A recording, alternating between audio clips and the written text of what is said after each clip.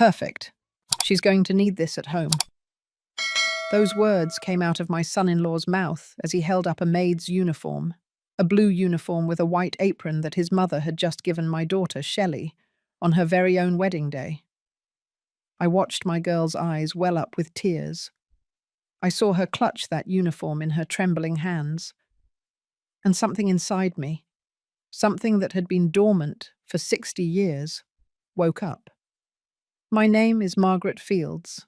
I'm 60 years old, and what happened that night at the Grand Ballroom changed everything. But to understand what I did, I need you to listen from the beginning, because some stories can't be told in just one night. There are humiliation that are woven slowly, with fake smiles and poisoned words. Shelley met Rob 3 years before that wedding. It was January. I was brewing hot coffee in the kitchen when she walked in, almost floating. "Mum, I met someone." That's how it all started, with that innocent phrase, with those shining eyes I hadn't seen since she was a little girl. Rob came from a well-known family in the Greenwich Village area. His mother, Mrs. Constance Cunningham, née Miller, had been the queen of her little kingdom her entire life. A woman who measured people by the size of their houses and the sparkle of their jewellery. The first time I met her was at a cafe on the Upper East Side. She arrived 30 minutes late. "Oh, I apologize, Margaret," she said without looking me in the eye. "My driver got the address wrong." She never called me by my first name again. From that day on, I was simply Shelley's mother, as if I didn't have my own identity. My daughter was so in love that she didn't see the signs, or maybe she saw them and preferred to ignore them. "Mum, Rob is different," she would tell me. "He respects me. He loves me." And God knows I wanted to believe her. The months passed. Rob was polite to me, correct, but there was something about the way he would smile when his mother spoke, as if they shared a secret joke the rest of the world didn't understand. One day, 6 months before the wedding, Shelley came home quieter than usual. She sat down at the kitchen table where we had always solved life's problems. "Mrs. Cunningham says I need to learn to cook better," she mumbled without lifting her gaze. "She says their family has a standard." I felt a cold chill run down my spine. "And what did Rob say?" "He laughed, Mum," she said. "He said his mother was right." I couldn't sleep that night. I lay looking at the ceiling, thinking of all the times I had allowed others to make me feel small, all the times I had stayed silent to keep the peace, and I swore to myself that my daughter would not inherit my silence. But Shelley was determined to get married. And I started making plans. Plans no one could imagine. I hired a lawyer, a good one. I asked him for absolute discretion. "I want to buy a house," I told him. "In my daughter's name, only in her name." He looked at me over his glasses. "Are you sure, Mrs. Fields? It's a big decision." "I have never been more sure of anything in my life." For months, I worked double shifts. I sold the jewellery my mother had left me. I sold the car I liked so much. Every dollar I earned, I saved for one single purpose. Shelley knew nothing. No one knew anything. The wedding day arrived. The ballroom was decorated with white roses and blue hydrangeas, all paid for by the Cunningham Miller family, of course. They made sure every guest knew it. The ceremony was beautiful. My girl looked radiant in her lace gown. I cried the way every mother cries who sees her daughter walk toward an uncertain future. Then came the reception, the toasts, the fake laughter, the superior glances from Mrs. Cunningham and her circle of friends. And then came the moment for gifts. Mrs. Cunningham stood up from her table. She carried a box wrapped in gold paper. She walked up to where Shelley was standing, with that smile I had already learned to recognize, that smile that never reached her eyes. "My dear Shelley," she said, her voice loud enough for everyone to hear, "I want to give you something very special, something practical." She opened the box slowly, deliberately, and pulled out a maid's uniform, navy blue, with a white apron, with the name Shelley embroidered on the chest. The room fell silent. "So you can be presentable when you do the housework," Mrs. Cunningham continued. "A wife should know her place." Mrs. Cunningham's friends laughed discreetly behind their napkins. Rob stepped closer, took the uniform in his hands, and with that smile I now hated, he said, "Perfect, Mum.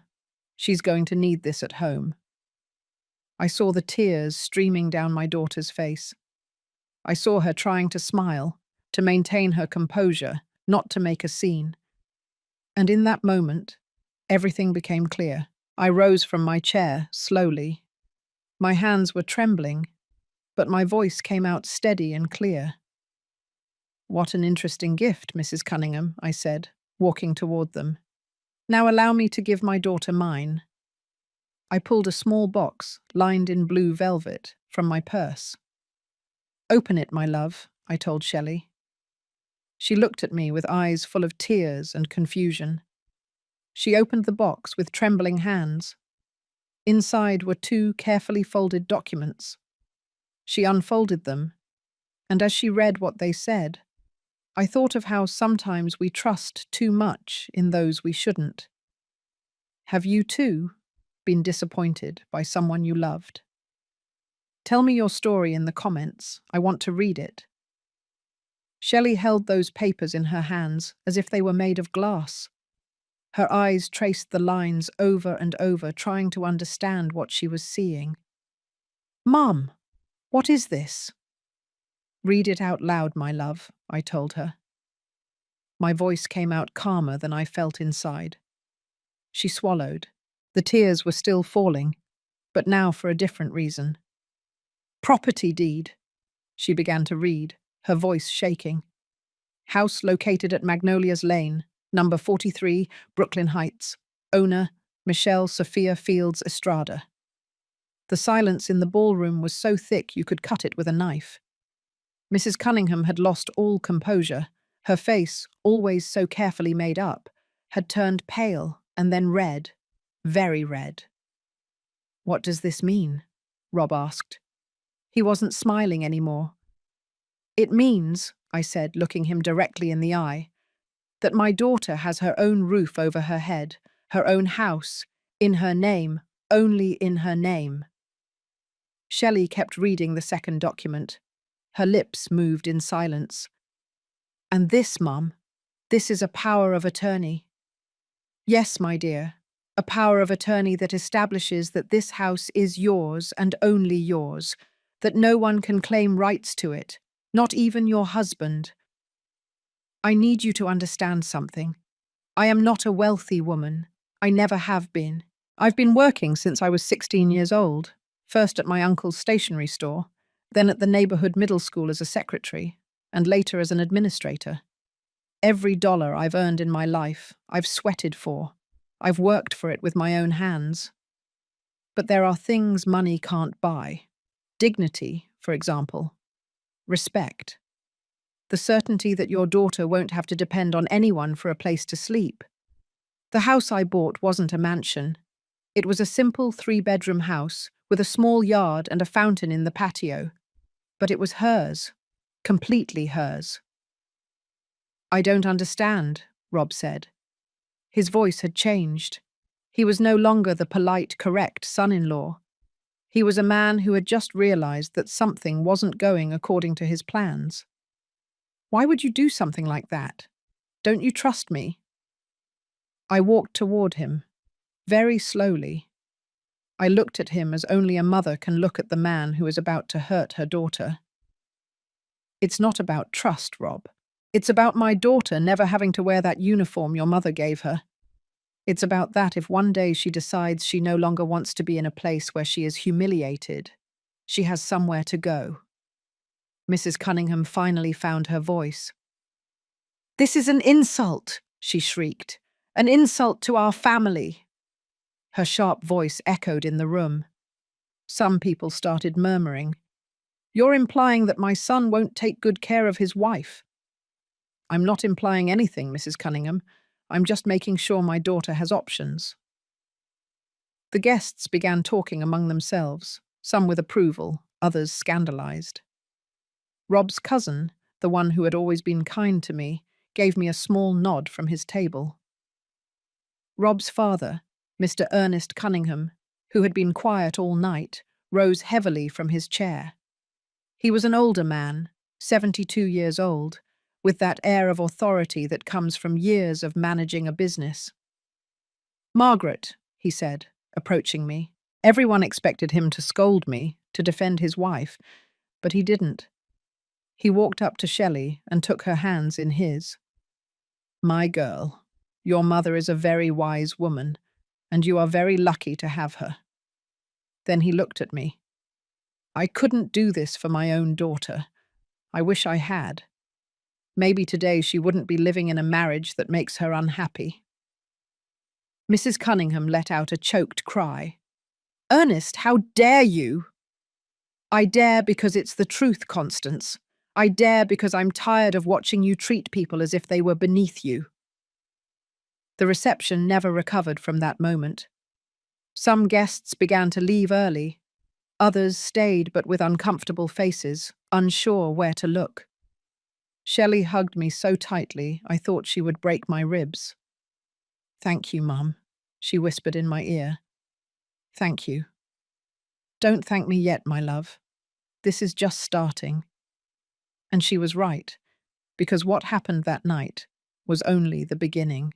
Let me tell you how I came to that moment, how I came to make that decision that changed everything. 6 months earlier, when Shelley told me about Mrs. Cunningham's comment about her cooking, I had gone to visit my sister Lucy. Lucy is 2 years older than I am. All her life she had been prettier, thinner, more elegant. She married young to a man from a good family.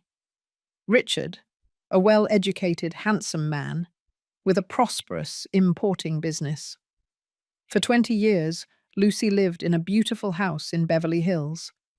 She had a driver, she had help, she had everything a woman could wish for, except respect. Richard was cheating on her. Everyone knew it. He didn't even bother to hide it. And when Lucy finally had the courage to ask him for a divorce, she discovered something terrible. The house was in his name. The cars were in his name. The bank accounts were in his name.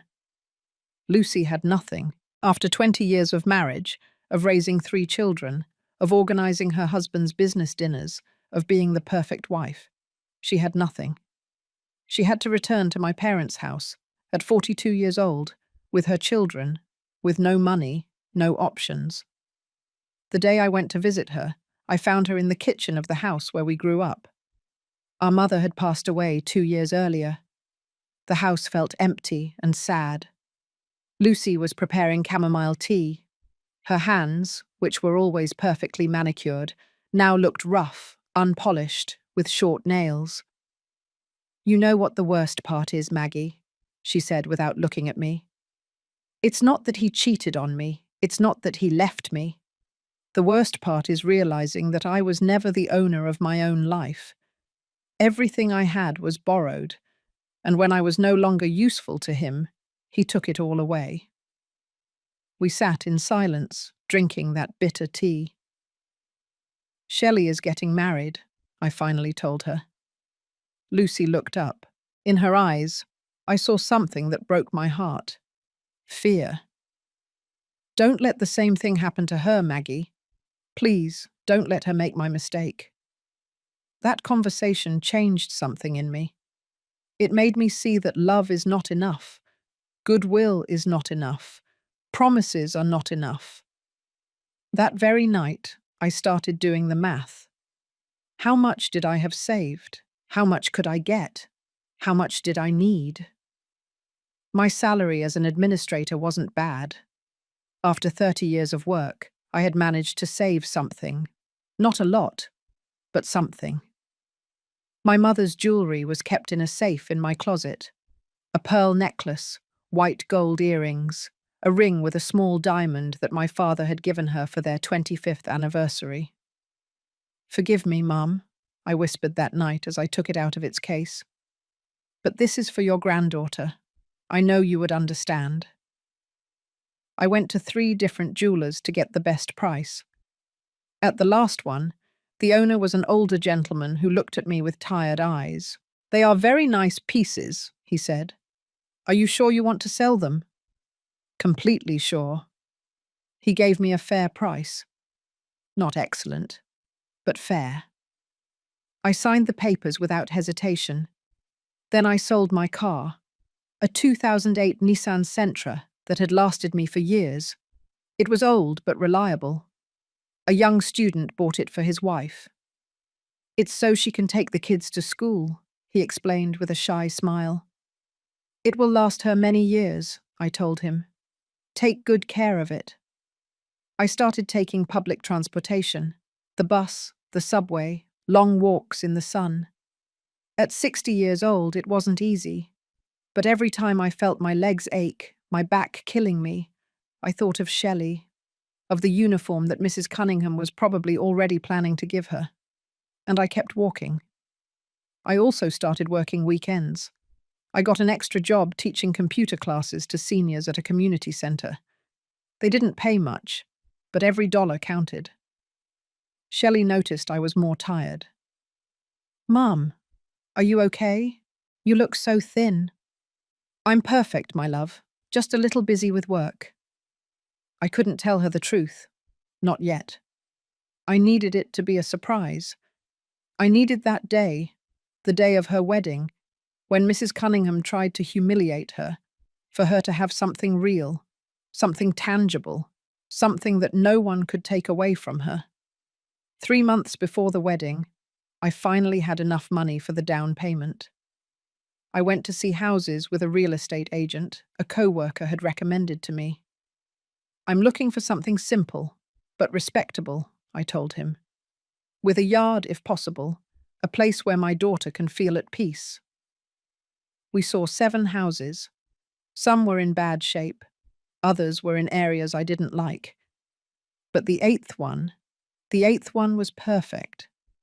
It was on a quiet street in Brooklyn Heights, a 2-story house, painted a light peach color. It had a small fountain in the patio with blue and white tiles. Bougainvillea grew over the back wall, filling everything with magenta color. "This one," I said. "This is it." The agent looked at me surprised. "Don't you want to see the inside?" "Yes, of course, but I already know this is it." We went inside. The interior smelled of fresh paint and cleanliness. The living room was small but bright. The kitchen had enough space for a large table. The bedrooms were on the 2nd floor, with windows overlooking the yard. The main bedroom had a balcony. I stepped out. From there you could see the fountain in the patio. You could hear the water running softly. I closed my eyes and imagined Shelley sitting there in the mornings, drinking coffee, listening to the water, at peace. "I'll take it," I said. The legal process was complicated. The lawyer, Attorney Miller, was a meticulous man. "Mrs. Fields, I need you to understand something very important. If we make the deed only in your daughter's name, and then we create the special power of attorney you are asking for, it means that even if she gets married, the house will remain only hers. The husband will not have any rights to the property." "That is exactly what I want." "It is unusual," he said. "It can cause tension in a marriage." "Attorney," I looked at him directly. "If it causes tension, then it was the wrong marriage from the start." He nodded slowly. "I understand. We will proceed as you indicate." I signed all the papers. I paid all the notary fees. Every signature was an act of love. Every stamp was a promise. The night before the wedding, I couldn't sleep. I got up at 3 hours 0 minutes and went to the kitchen. I brewed hot coffee, the way my mother taught me, with cinnamon. I sat at the table. The very table where Shelley had cried when Mrs. Cunningham told her she needed to learn to cook better. I took the documents out of my purse. I unfolded them carefully. I read every line again, though I already knew them by heart. I hope I'm doing the right thing, I whispered into the darkness. I hope one day she understands why I did this. Outside, a dog barked in the distance. The clock in the living room marked 3 hours, 30 minutes. I folded the papers again. I put them in the blue velvet envelope I had bought especially for this, and I waited for the sunrise. As I tell all this, I wonder where you might be listening to me. Write the name of your city in the comments. After Mr. Ernest said those words about his own daughter, the room was divided. There were those who looked at me with admiration. Other people, especially Mrs. Cunningham's friends, gave me looks of contempt. Rob had moved away from us. He was in a corner with his mother, speaking in low voices but with abrupt gestures. She waved her hands as if conducting an invisible orchestra. He nodded, a lot. Shelley was still hugging me. I could feel her trembling. I don't know if it was from joy or fear. Maybe both. Mum, I don't know what to say. Don't say anything, my love. Just promise me that you will never forget that you have that place, that you will always, always have a roof that is yours. She nodded against my shoulder. Her tears dampened the fabric of my wine-coloured dress. The band started playing again, trying to recover the festive atmosphere. But it was useless. The damage was already done. Or rather, the protection was already in place. Uncle Andrew, my deceased husband's brother, approached us. He was a man of almost 70 years old, with a white moustache and eyes that always seemed to be smiling. "Margaret," he said softly, "what you did there, your husband would be very proud." My husband, Charles, had been dead for 8 years. A sudden heart attack while waiting for the bus to go to work. He was only 52 years old. We never had much. He worked at a hardware store. I worked at the school. But we were happy. He respected me. He valued me. He never made me feel small. "Thank you, Uncle," I said, my voice breaking. When Charles died, I thought I would never be able to move on. Shelley was 17. She was still in high school. Suddenly I found myself alone, with a daughter to support, bills to pay, an uncertain future. But I kept going, because that's what women do. We keep going even if the world is falling apart. And now, 8 years later, I was here, watching my daughter get married, protecting her in the only way I knew how. Rob finally returned. His face had changed completely. He was no longer the groom in love. He was a stranger in a tie. "Shelley, we need to talk." "Not now, Rob. It's our wedding." "Precisely because of that, we need to talk. Your mother just—" "My mother just gave me the best gift anyone could give me," Shelley interrupted him. And in her voice there was something new, something I had never heard before. Firmness. Rob clenched his jaw. For a moment I thought he was going to explode, but he didn't. Instead, he forced a smile. "All right, we'll talk later." He walked away again, this time toward the bar. He ordered a whiskey, then another. Mr. Ernest approached me while I watched Rob drink. "My son is not used to things not going his way. I know. His mother raised him that way, believing the world owes him something, that people are tools for his convenience." I looked at the old man. His eyes were tired. "Why did you stay with her all these years, Mr. Ernest?" He sighed deeply. "Out of cowardice, Margaret. Out of simple and plain cowardice. And because when you are 60 years old and have a life built, getting a divorce seems harder than enduring. But a day doesn't go by that I don't regret it." He was silent for a moment. Then he added, "Don't let your daughter make my mistake. If that boy doesn't treat her well, if he makes her feel small, If he mistreats her in any way, you already have a place to go back to. I know. And I will be keeping an eye out. You have my word. That was one of the saddest conversations of my life. Seeing an elderly man admit that he wasted decades in a loveless marriage. The party ended around midnight, much earlier than planned. The newlyweds were supposed to leave that night for Cabo, a week at an all-inclusive resort. I helped Shelley change from her wedding dress into her travel clothes. It was a simple white dress with embroidered flowers. "Mum," she said as I zipped her up, "how did you know?" I told her about Lucy, about how my sister had lost everything, about how I had promised that the same thing would not happen to my daughter. Aunt Lucy never told me that. Aunt Lucy is ashamed. She shouldn't be, but she is.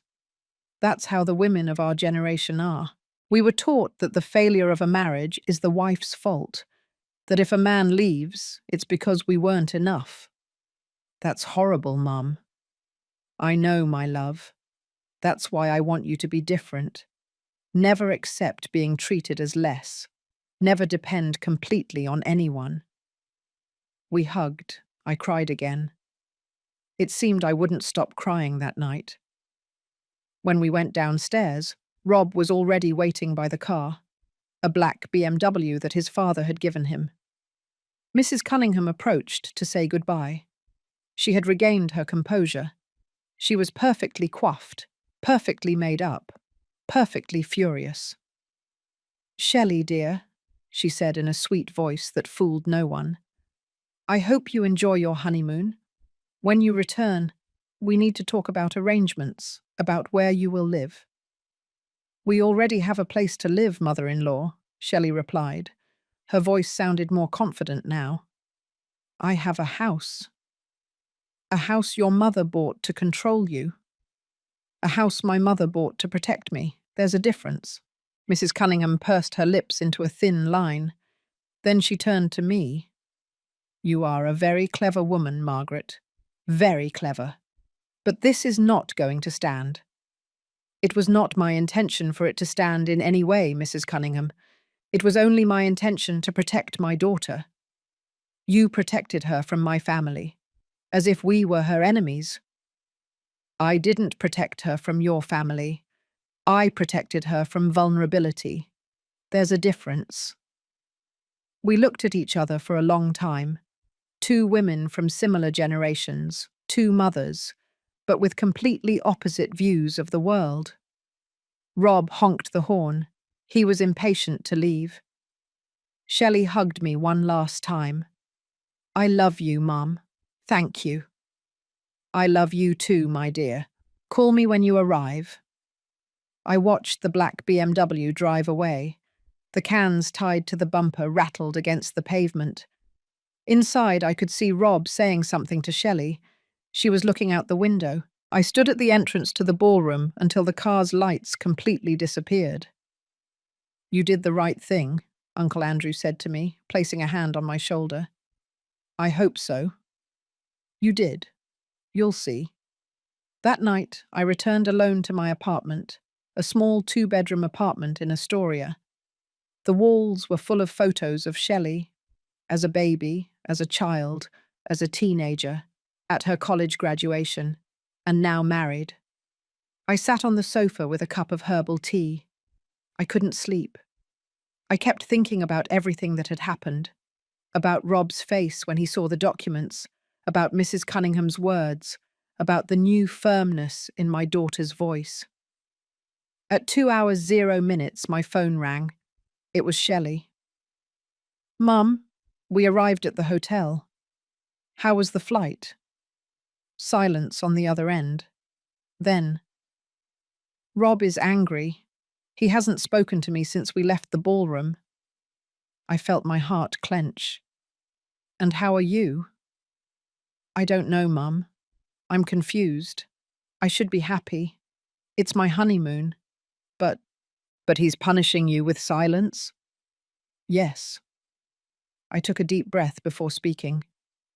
"My love, listen to me closely. If a man punishes you with silence, with emotional abuse, with making you feel guilty for protecting yourself, that man does not love you. He wants to control you, and those are two very different things. Mum, we just got married.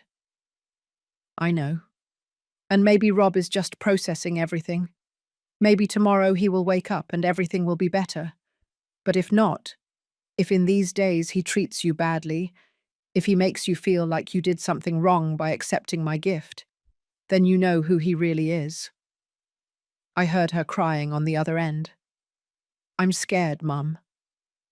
I know, my love, but you are no longer unprotected. Remember that. You have a house, you have options, you have a way out. We talked for a few more minutes.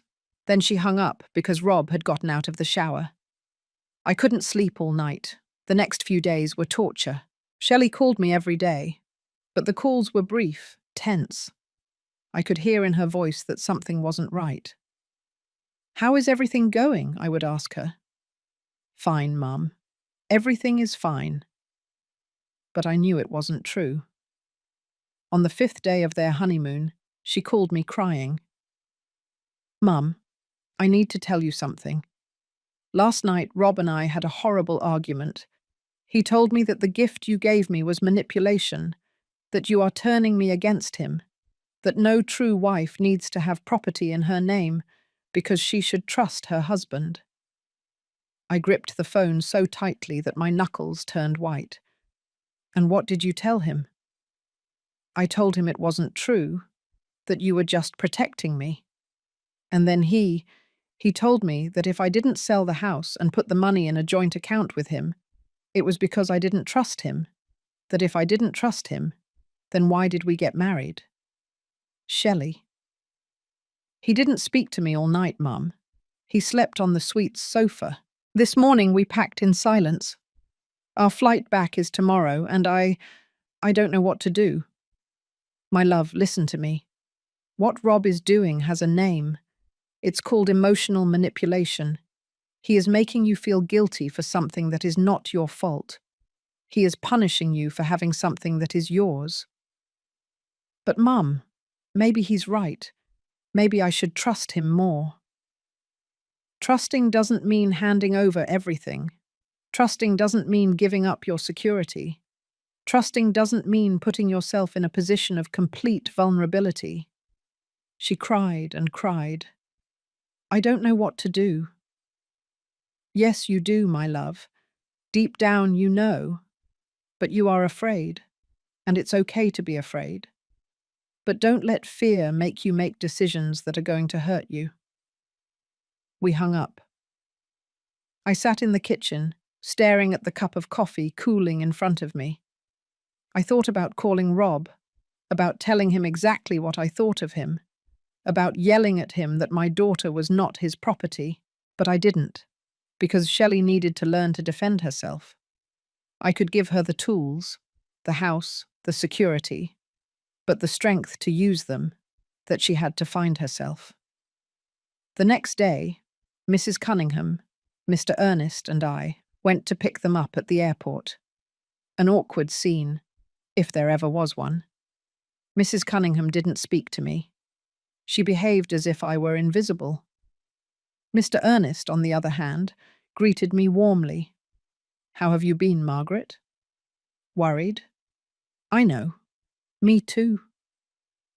When Shelley and Rob emerged from the immigration area, I could immediately see that something had changed. They walked separately.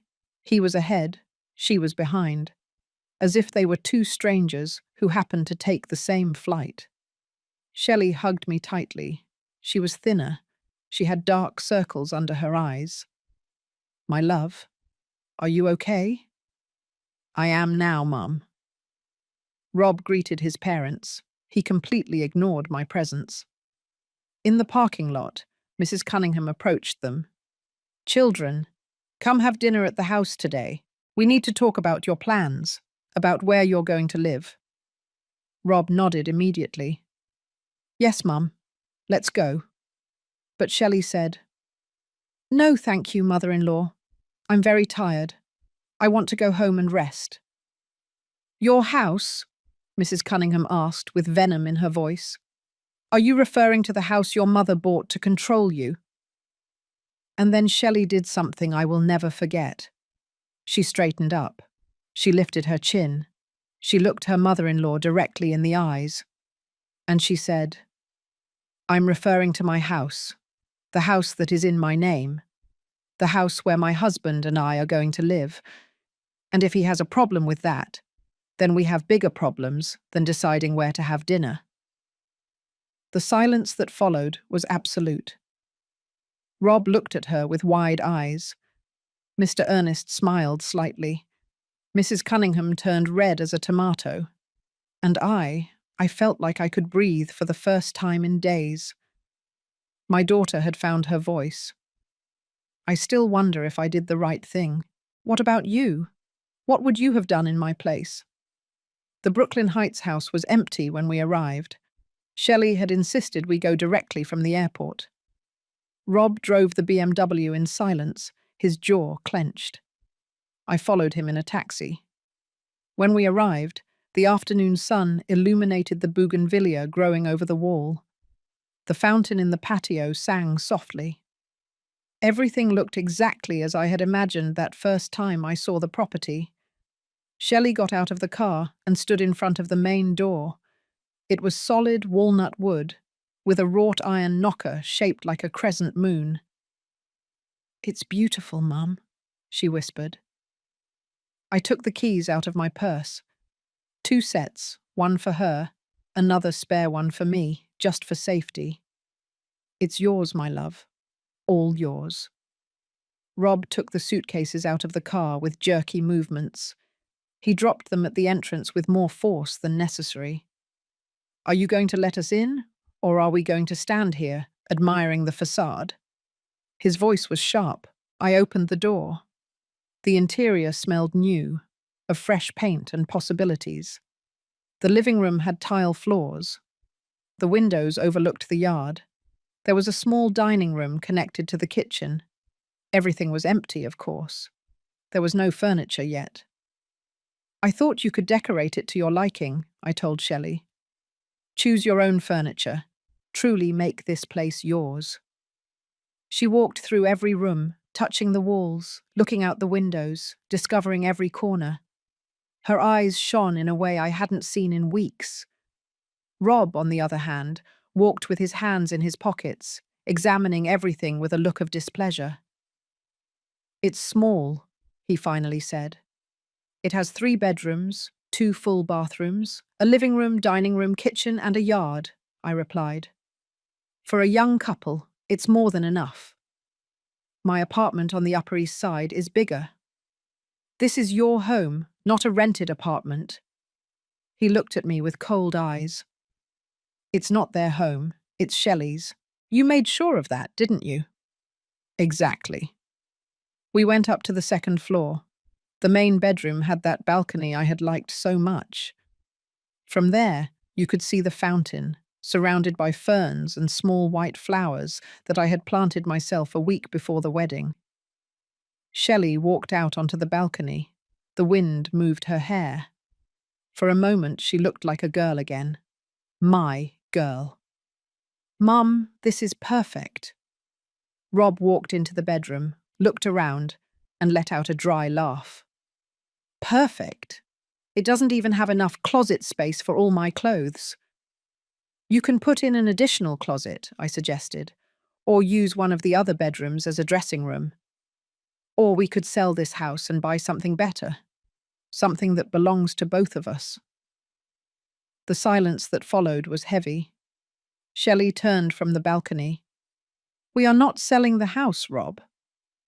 Why not? If you really trusted me. This has nothing to do with trust, she interrupted him.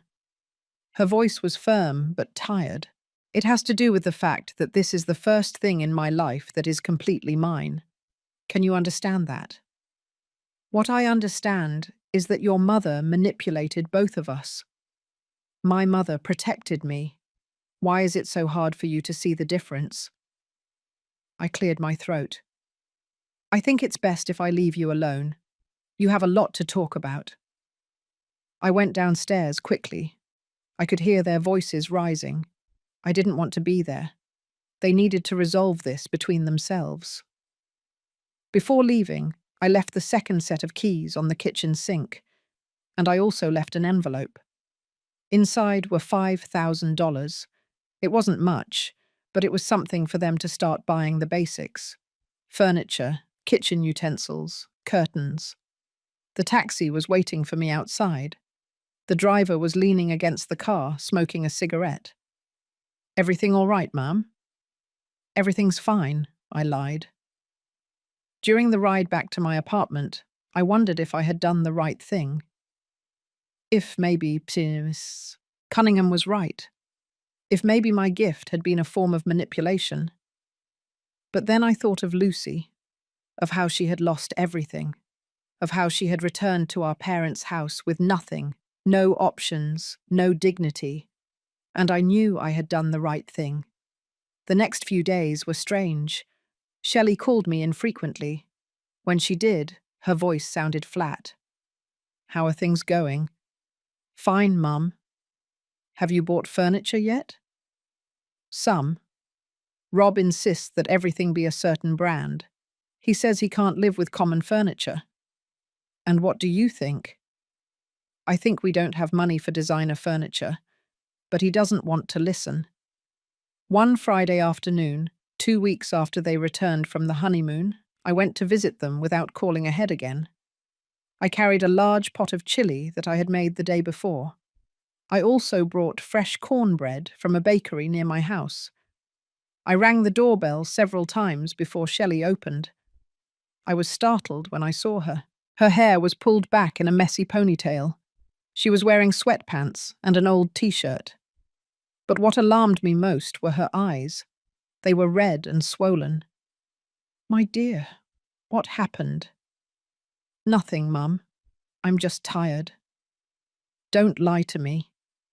She glanced back toward the inside of the house and then lowered her voice. "Rob isn't here. He went to his parents' house." "And why didn't you go?" "Because they don't invite me anymore. Mrs. Cunningham says that as long as I live in this house, I'm not welcome at hers." I felt rage rise in my throat like bile. That woman. "It's okay, Mum. Really, I prefer not to go. Every time I go, she makes me feel small." We went into the house. There was some furniture already. A grey sofa in the living room, a glass coffee table. In the dining room, a light wood table with 4 chairs. Everything looked very impersonal, like a furniture showroom. No photographs, no colour, no life. "Where are your things?" I asked. "Your books, your plants, those embroidered pillows you liked so much?" "Rob says they don't match the style of the house." Rob says, I repeated the words bitterly. "And what do you say?" She sat on the sofa and hugged her knees. "I don't know what to say, Mum. Every time I suggest something, he rejects it. He says I have no taste, that he knows better because he grew up surrounded by beautiful things." I sat next to her and hugged her. "My love, this is your house, yours, not his. If you want to fill it with embroidered pillows and plants and photos in coloured frames, it's your decision. But we live together. I have to consider what he wants." Considering doesn't mean completely cancelling yourself out. Considering means reaching agreements. It means that sometimes things are the way you want and sometimes the way he wants. Not that it's always the way he wants. We heated the chili in the kitchen. The kitchen at least looked more used. There were pots and pans, spices in an organizer, a jar with wooden spoons. "At least here he lets me do what I want," Shelley said with a sad smile. "He says the kitchen is my territory." How generous of him. I couldn't help the sarcasm. We ate together at the dining room table. The chili was good, as always. The cornbread was warm and soft. I miss you, Mum, she said suddenly. I miss living with you. I miss our talks in the kitchen. I miss you braiding my hair before bed. I miss you too, my love. But this is your life now, your marriage. You have to make it work. And if it doesn't work, the question hung in the air between us, then you have options. This house, your education, your ability. You are not trapped. She nodded slowly, but I could see in her eyes that she didn't entirely believe me. Rob arrived around 7 hours 0 minutes that evening. He walked through the door with that air of owning the world that I already knew well. Margaret, he greeted me without smiling. I didn't know you were coming. I brought food for you. I already ate at my parents' house. Real food. The implication was clear. My chili wasn't real food. I got up and started collecting the dishes. Well, I'm leaving now. I'll let you rest. Shelley walked me to the door. When Rob couldn't hear us, I whispered, if you need me, no matter the time, you call me. Understood? Understood, Mum. I hugged her tight, very tight. I love you. I love you too. In the taxi ride back, I cried. I cried because my daughter was suffering and I couldn't do anything. I cried because the marriage she had been so excited about was turning into a cage. I cried because I knew things were going to get worse before they got better. The weeks passed. Shelley kept calling me, but less and less. When we talked, it was brief. How are you? Fine. How are things with Rob? Fine. Are you sure? Yes, Mum. Don't worry. But I worried. I worried all the time. One Saturday morning, a month and a half after the wedding, my phone rang. It was Mr. Ernest. Margaret, I need to talk to you. Tell me, Mr. Ernest. Not over the phone. Can you meet us today? Me and my daughter, Gabrielle. Your daughter? Yes, the one I mentioned at the wedding, the one in an unhappy marriage. She wants to meet you. We agreed to meet at a coffee shop in Park Slope. I arrived first, ordered a black coffee, and sat by the window. Mr. Ernest arrived 10 minutes later with a woman in her 40s. She was thin, with brown hair pulled back in a bun. She was elegantly dressed, but she looked tired. Margaret, this is my daughter, Gabrielle. Gabrielle, this is Margaret Fields, Shelley's mother. We shook hands.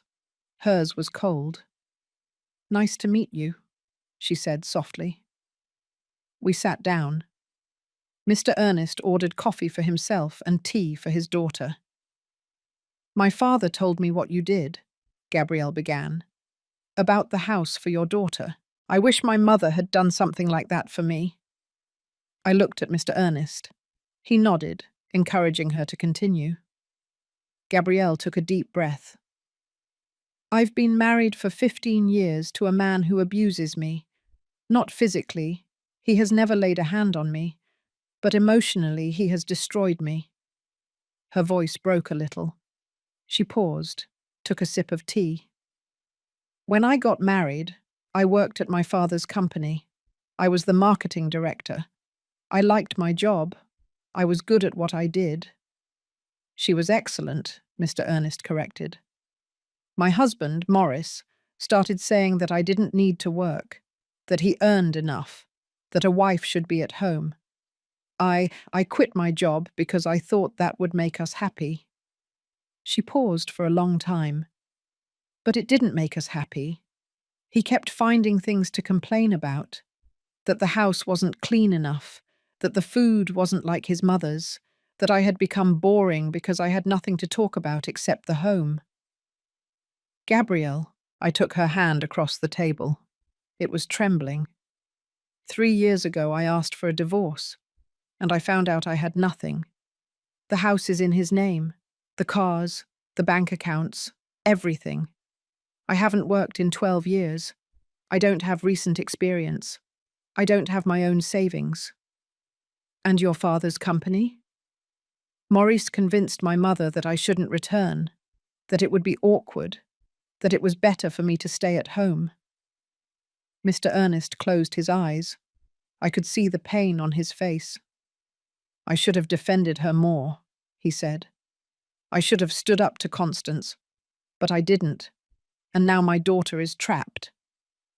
I'm not trapped, Gabrielle said with a thin voice. I'm just out of options. That's why I wanted you to talk to her, Mr. Ernest explained. So you could see what can happen, so your Shelley doesn't end up like this. Shelley has the house, I said. She has options. But for how long? Gabrielle asked. How long before Rob convinces her to sell it, or to put his name on the deed? My husband also started this way, little by little, asking for small things, making me feel selfish for wanting to keep something of my own. Her words chilled my blood. What are you telling me? I'm telling you to watch your daughter, to be vigilant, because men like Rob, like my brother, don't change. They just become more subtle. Mr. Ernest looked at me with tired eyes. Rob is my son and I love him, but I'm not blind. I know what he's like. I know how his mother raised him, and I'm afraid for Shelley. Me too, I admitted. Gabrielle squeezed my hand. Don't let your daughter end up like me, please. We stayed there, in that Park Slope coffee shop, 3 people united by the fear that the women we loved were in danger. When I returned home that afternoon, I called Shelley. My love, I need to see you. Mum, I can't right now. Rob and I are going to the movies. To the movies? That's great. What are you going to see? I don't know. He's going to choose. And you don't want to choose? I don't really care. Anyway, I never liked the same movies as him. That phrase, that simple phrase, told me everything I needed to know. My daughter was losing herself. Shelley, yes, Mum, I love you, and I'm here. I will always be here. I know, Mum. I love you too. We hung up.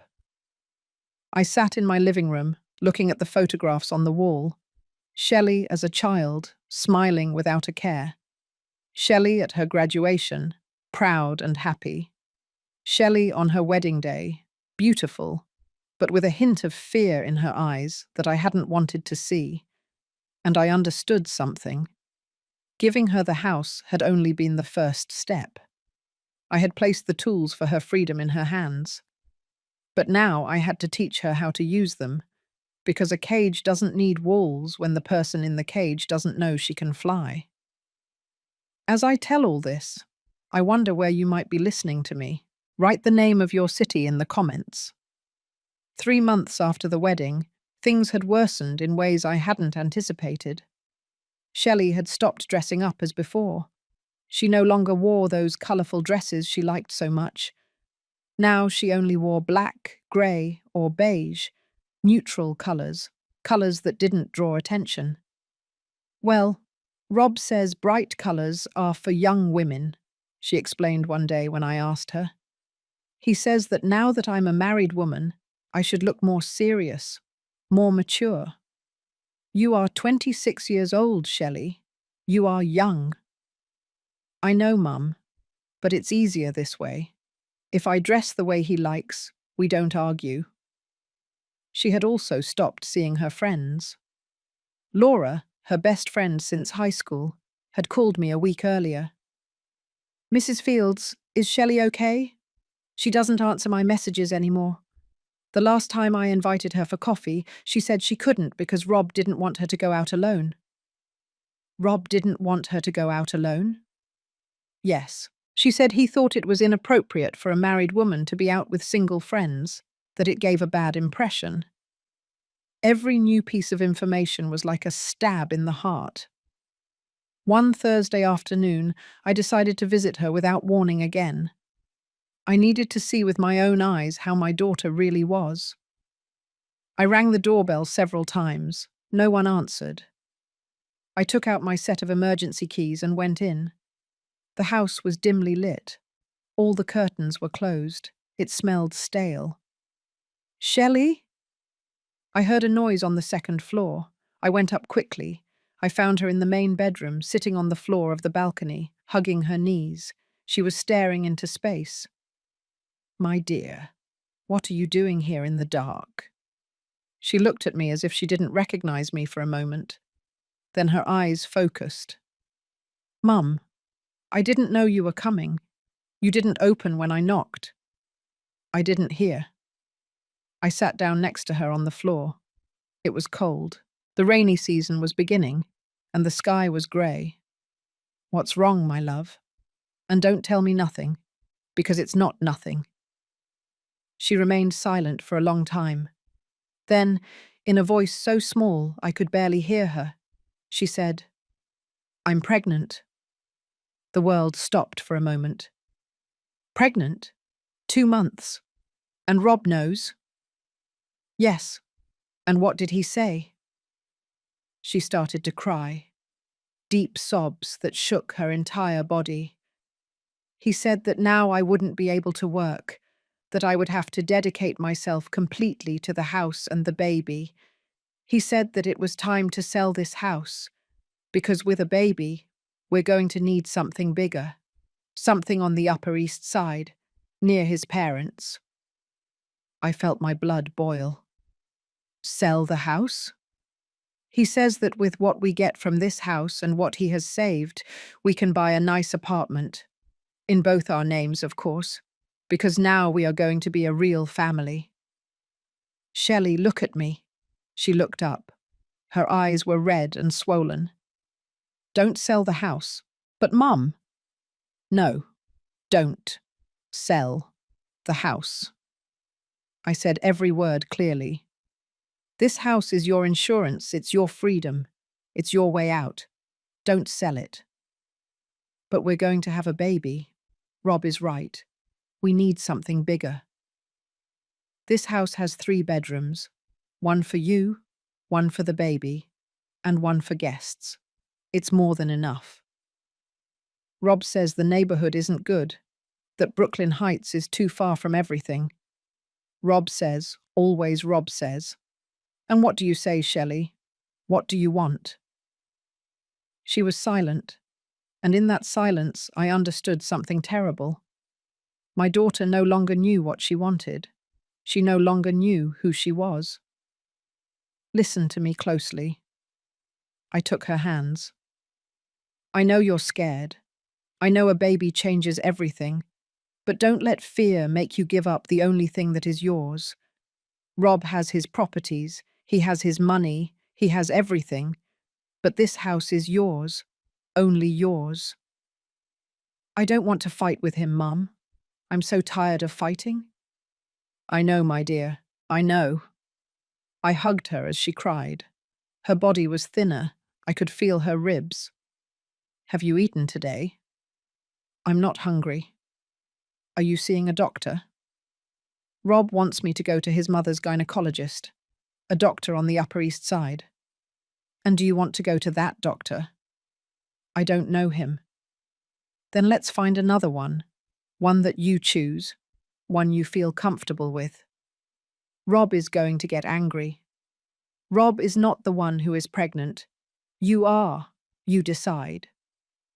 For the first time in that conversation, I saw a flicker of something in her eyes.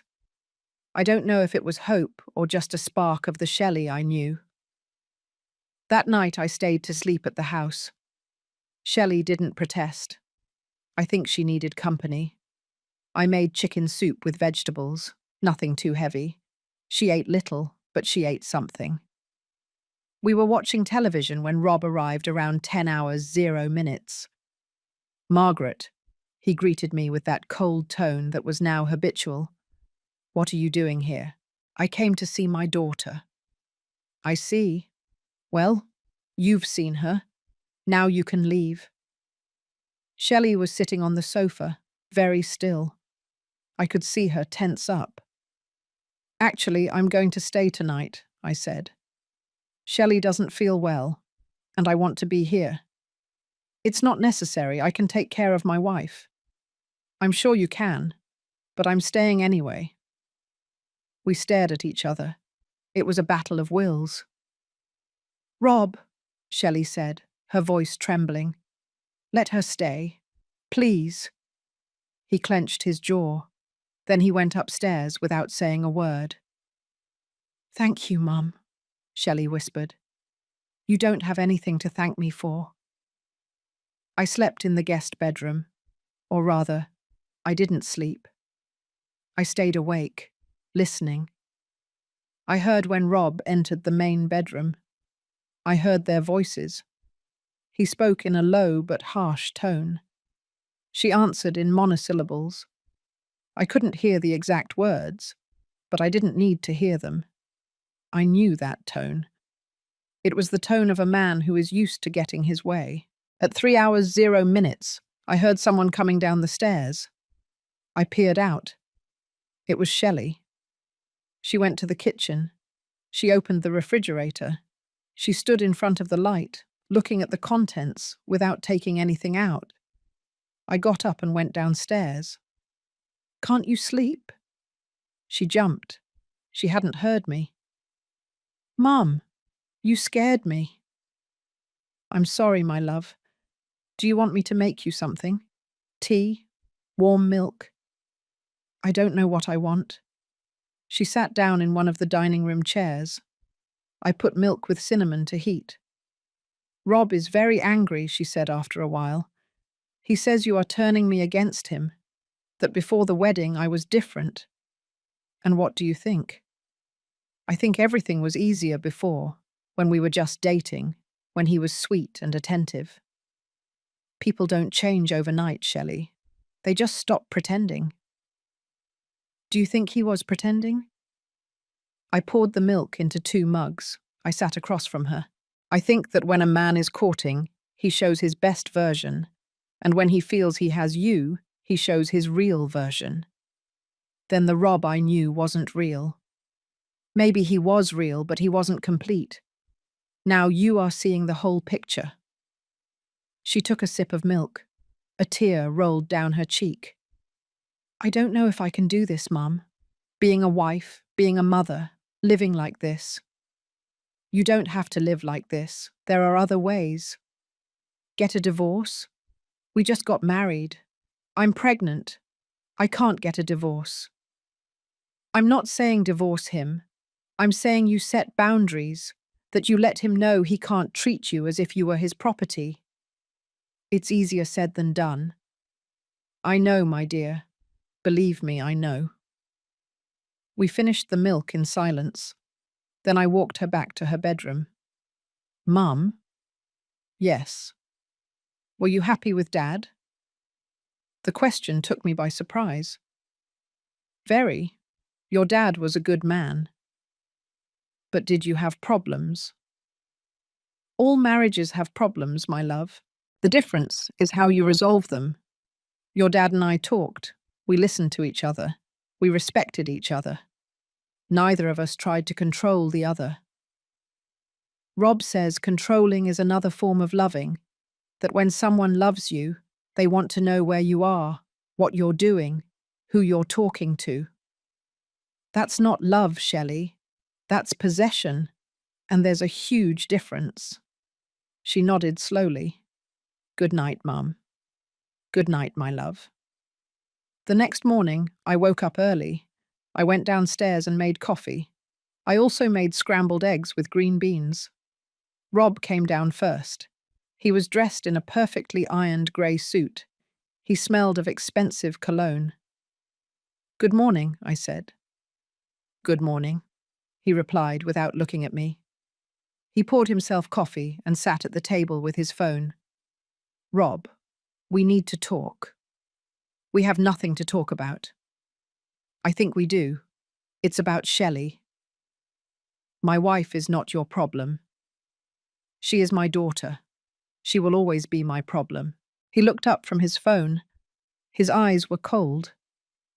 Look, Margaret, I know you think you know me, that you know exactly what kind of man I am, but you don't know anything. I know enough. Oh, yeah? Do you know that I love your daughter? That I would do anything for her? What I see is a man who is trying to isolate his wife, to cut her off from her friends, her family, from everything that makes her feel like herself. What you see is what you want to see. Then prove me wrong. I don't have to prove anything to you. Just then, Shelley came downstairs. She was wearing an old nightgown, her hair messy. She looked vulnerable. "Good morning," she said in a small voice. Rob stood up immediately. His attitude changed completely.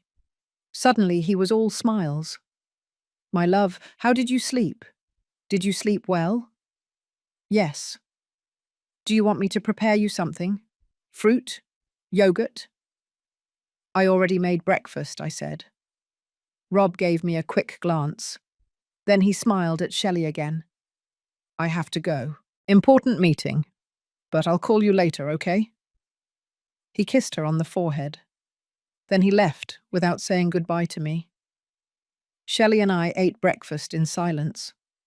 She ate a little more than the night before. That was good.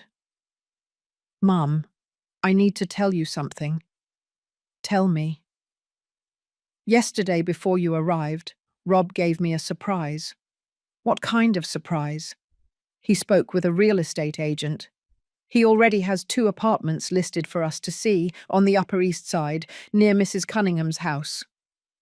I felt my stomach clench. "And what did you say?" "I told him I had to think about it first. He got angry. He said any woman would be happy to move to the Upper East Side, that only I would find reasons to complain." "Shelley, listen to me. You don't have to sell this house. You don't have to do anything you don't want to do." "But he already spoke to the agent. He already made plans. Plans without consulting you. Plans without your consent. That tells you everything you need to know." She played with the green beans on her plate. "Sometimes I think Mother Constance is right, that I am difficult, that any other woman would be more grateful. Mrs. Cunningham is a bitter woman who raised a son who thinks women are objects. Don't listen to her. She is your husband's mother, your baby's grandmother, and that doesn't make her wise, or good, or worthy of your respect if she doesn't respect you." After breakfast, I stayed for a while longer. I helped Shelley clean up. I noticed how she avoided certain topics, how she changed the conversation when I asked about her plans. Around noon, her phone rang. It was Rob. I could hear his voice from where I was. Loud, insistent. "Yes, she's leaving now." "No, nothing happened." "Yes, I promise." "All right. I love you too." He hung up and looked at me with guilty eyes. "Rob wants you to come less often. He says we need space to be a real couple." "And what do you want?" "I want everyone to be happy." "That's not an answer. It's the only one I have, Mum." I said goodbye with a heavy heart. I knew things were going to get worse. I could feel it. Over the next few weeks, Shelley stopped answering my calls as frequently. When she did, her answers were short, evasive. "I'm fine, Mum. Everything is fine. Don't worry." But I worried. I worried every minute of every day. One Saturday morning, a month and a half after the wedding, my phone rang. It was Laura, Shelley's friend. "Mrs. Fields, I saw Shelley at the supermarket." "And how was she?" "Bad. She looked very thin, and when I tried to talk to her, Rob appeared out of nowhere. He practically dragged her away, as if I were a danger." "Thank you for telling me, Laura." "Mom, something is not right. You have to do something." "I know. I'm trying." But the truth was, I didn't know what to do. I couldn't force my daughter to leave her husband. I couldn't force her to set boundaries. I couldn't live her life for her. I could only be there, waiting, ready for when she needed me, and praying that it wasn't too late. That night, before going to sleep, I took out the deed to the house. I read it again, every word, every clause. The house was in Shelley's name, only Shelley's. Rob had no legal right to it. But legal rights don't matter when someone has convinced you that you have no right to have rights. And that was exactly what Rob was doing, convincing my daughter that she didn't deserve to have something of her own, that being a good wife meant giving up everything, that true love was total sacrifice. I put the papers away and turned off the light. Outside, it started to rain, one of those heavy rains that announces a storm. And I, lying in bed, thought of my daughter, of my granddaughter or grandson on the way, of the future that looked darker and darker, and I wondered if everything I had done had been worthwhile, or if I had only delayed the inevitable. 2 more months passed.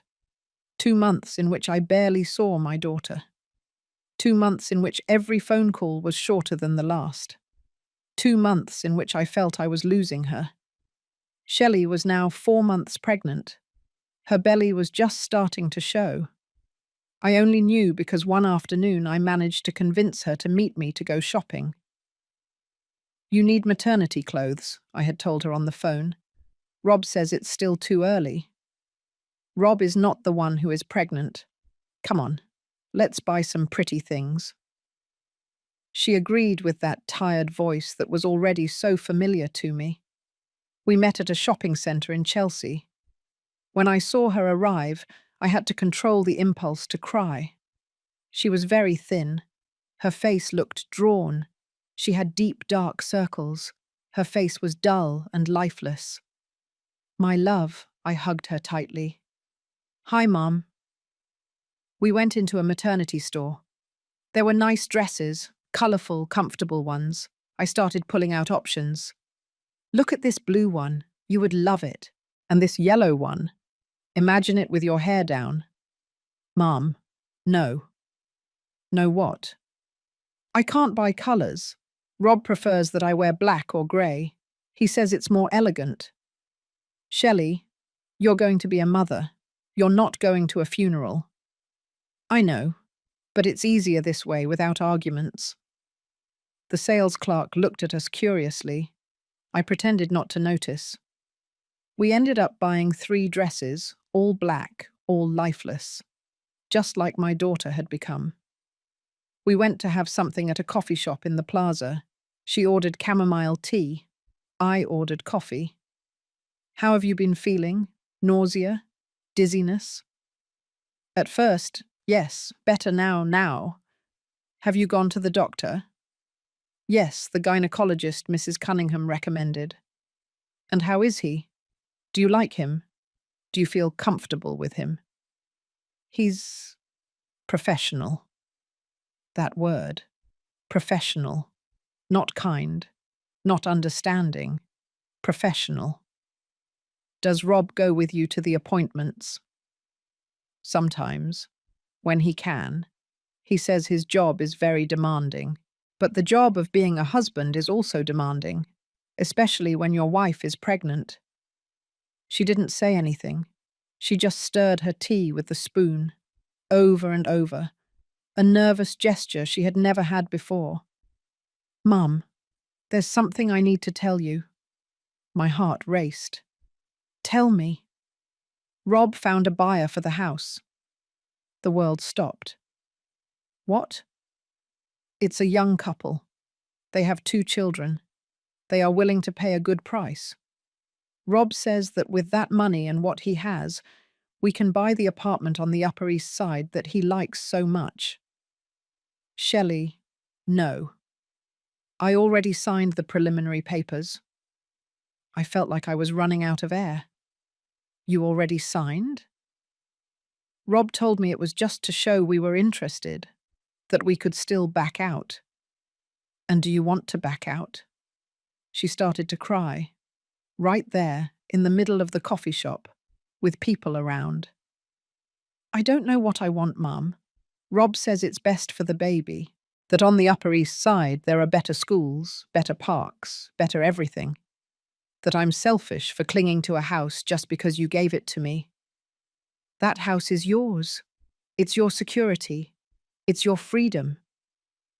Rob says freedom in marriage is a myth, that when two people get married, they become one, and what's mine is his, and what's his is mine. Then why is the new apartment going to be in both your names, but he didn't put his house in both your names when you got married? She was silent. I could see she had never asked herself that question.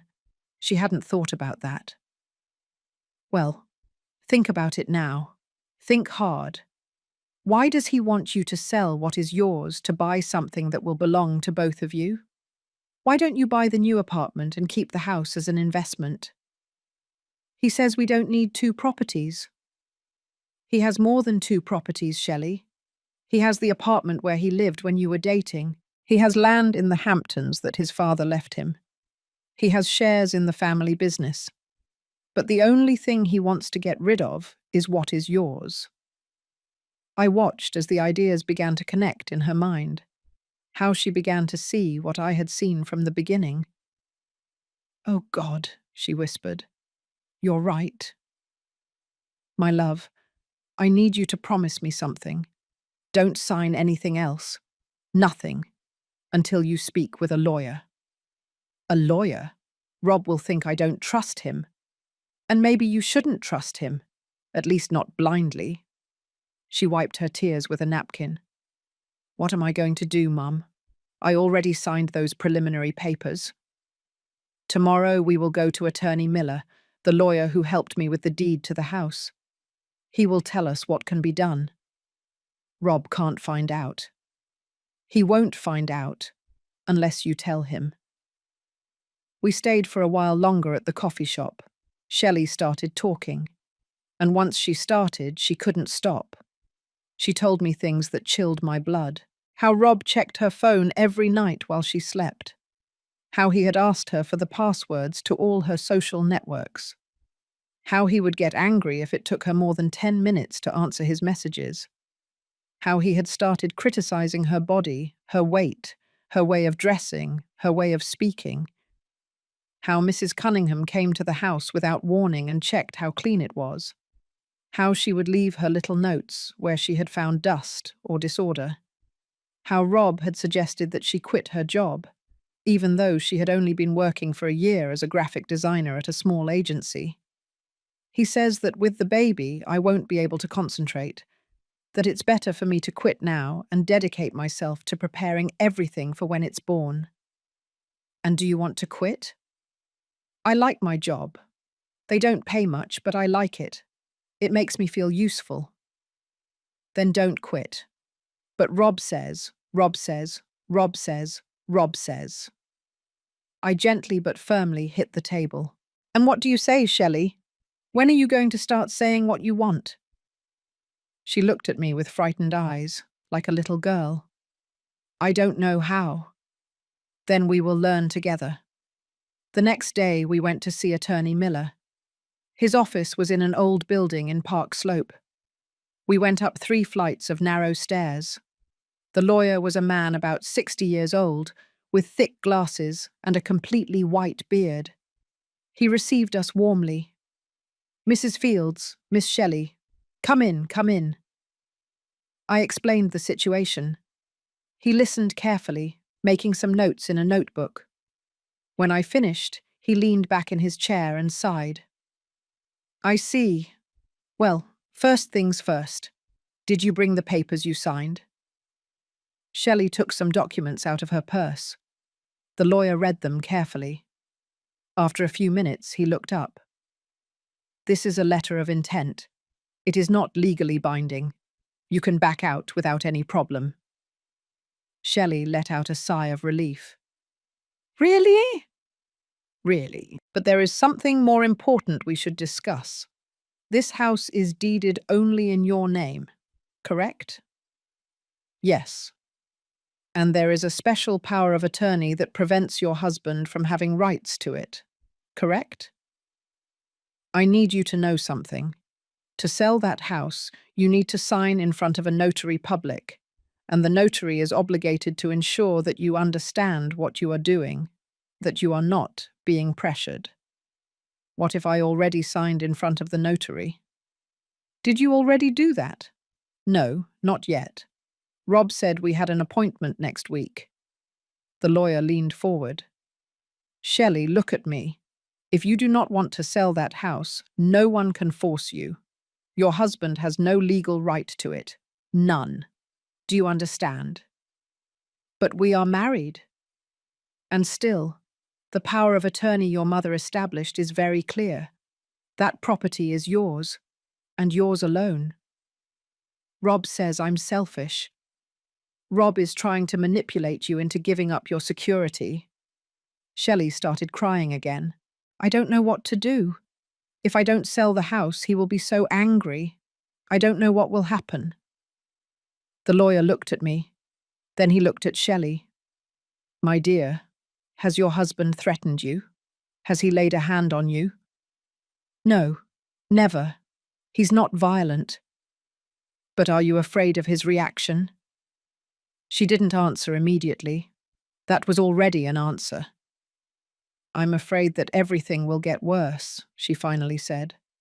That he will be angry. That he will punish me with silence. That he will go back to his mother's house and leave me alone. And would that be so bad? The lawyer asked softly. Being alone? I'm pregnant. I can't be alone. You wouldn't be alone, I said. You have me. You have the house. You have options. The lawyer took a card from his desk. Look, I'm going to give you the number of a colleague of mine. She is a lawyer specializing in family law.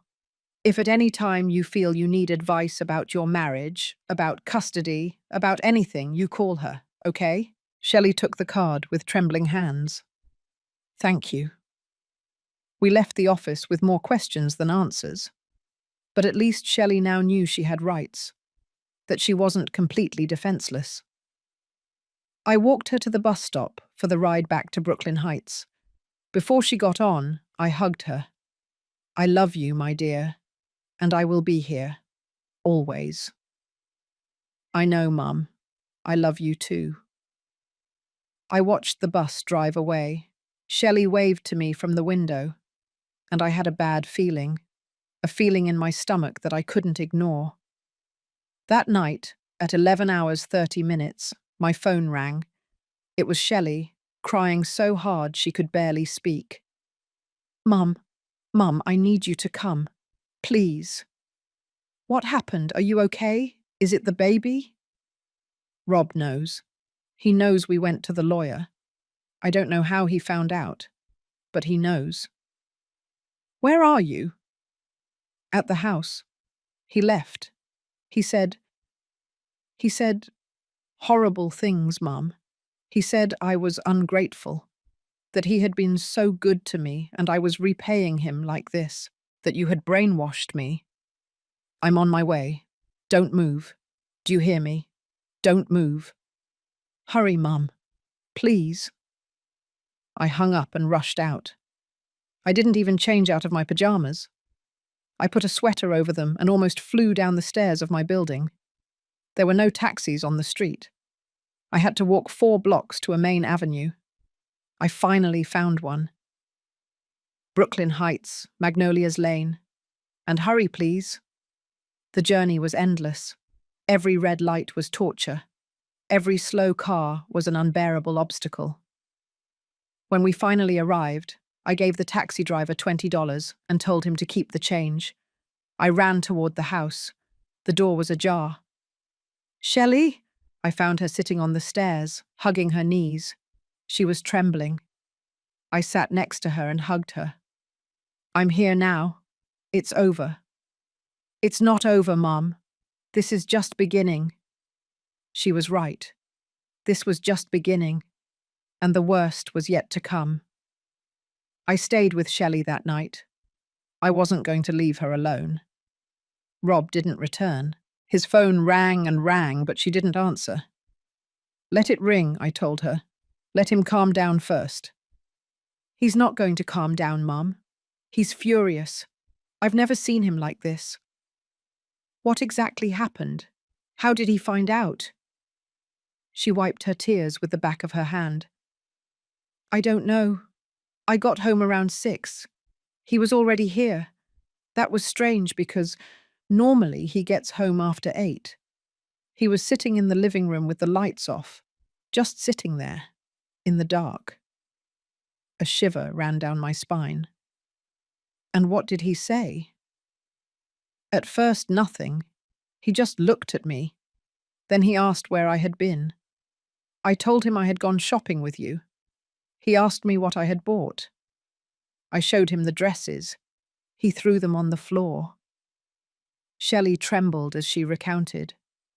Then he said, "Did you go shopping or did you go to a lawyer?" I froze, Mum. How did he know? I didn't tell anyone. Only you. Did someone see you? An acquaintance? I don't know. Maybe. The lawyer's office is in Park Slope. There are many restaurants and coffee shops there. Someone could have seen us and told Rob. Or maybe he's following you. She looked at me with wide eyes. Do you think he would follow me? It wouldn't be the first time a jealous husband follows his wife. Rob isn't jealous.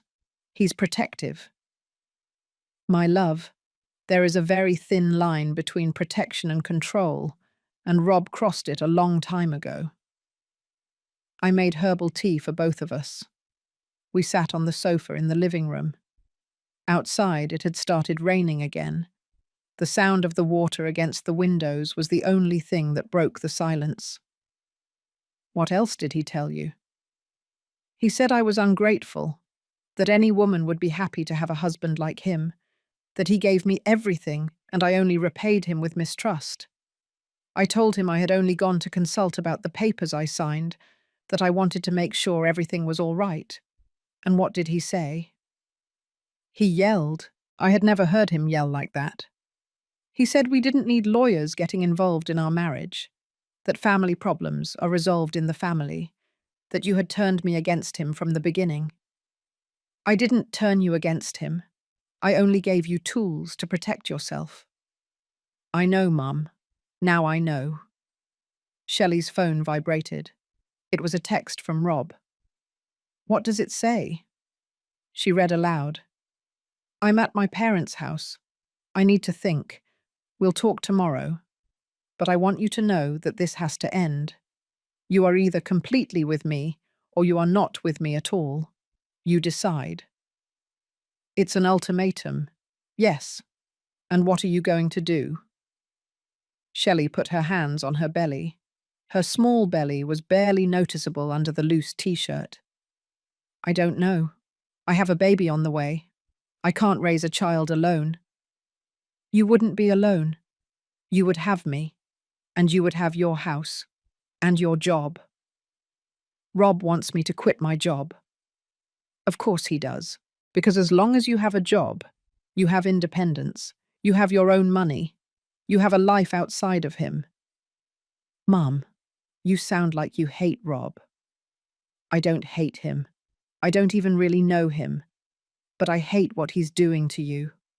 I hate seeing how you are slowly disappearing. She started crying again.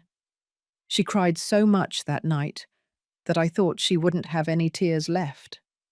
At 3 hours 0 minutes, she finally fell asleep. I stayed awake, sitting in a chair next to the sofa where she slept. I didn't want to leave her alone for a second. I thought about everything that had happened, about the wedding, about the maid's uniform, about Rob's face when he saw the deed to the house, about how everything had gradually gotten worse.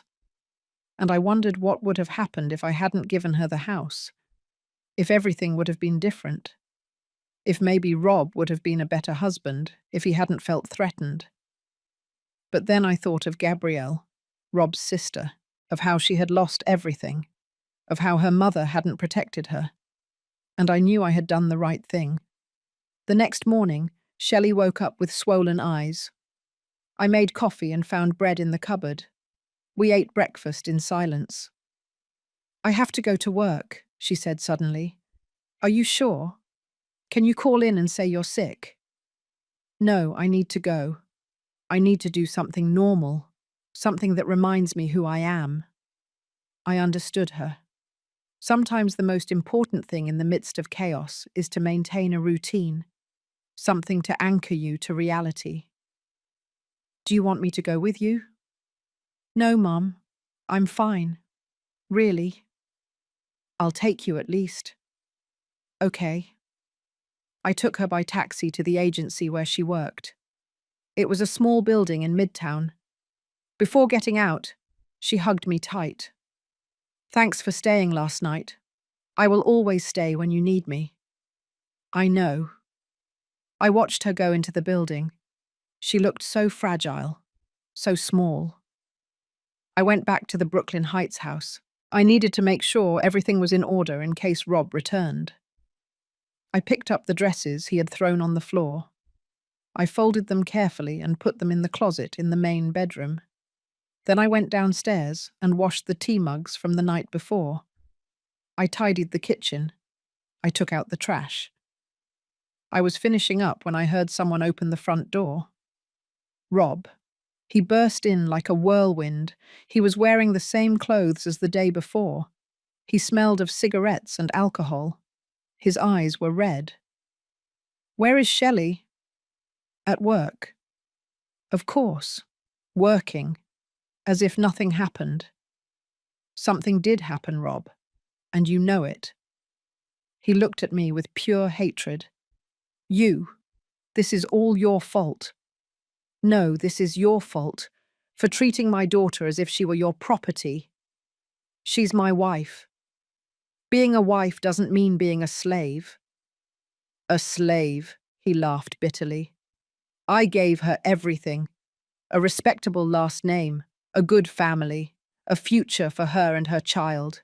And you convinced her that I am the enemy." "I didn't have to convince her of anything. Your actions spoke for themselves." He walked up to me.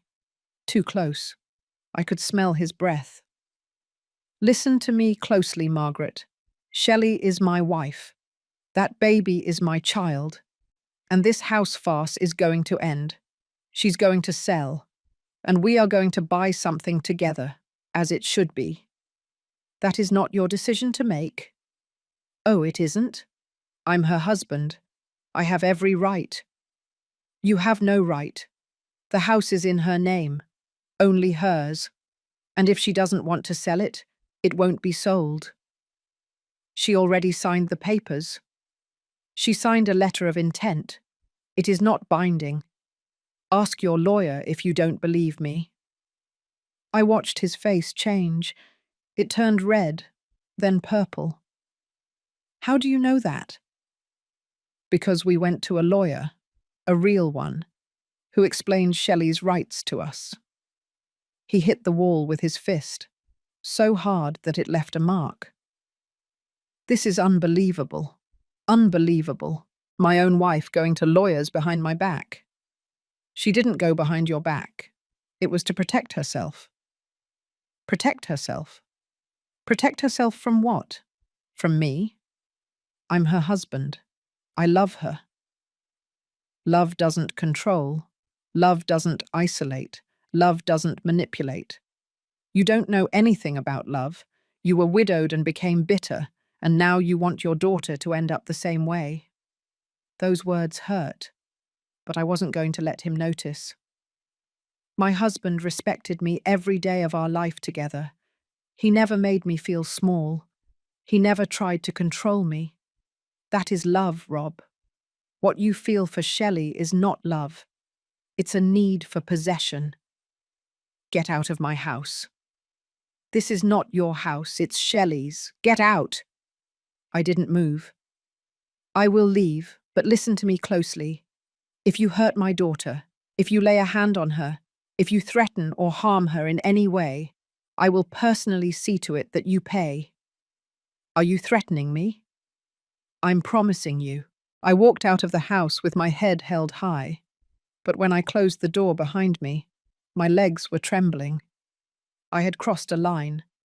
I had confronted Rob directly, and I knew there would be consequences.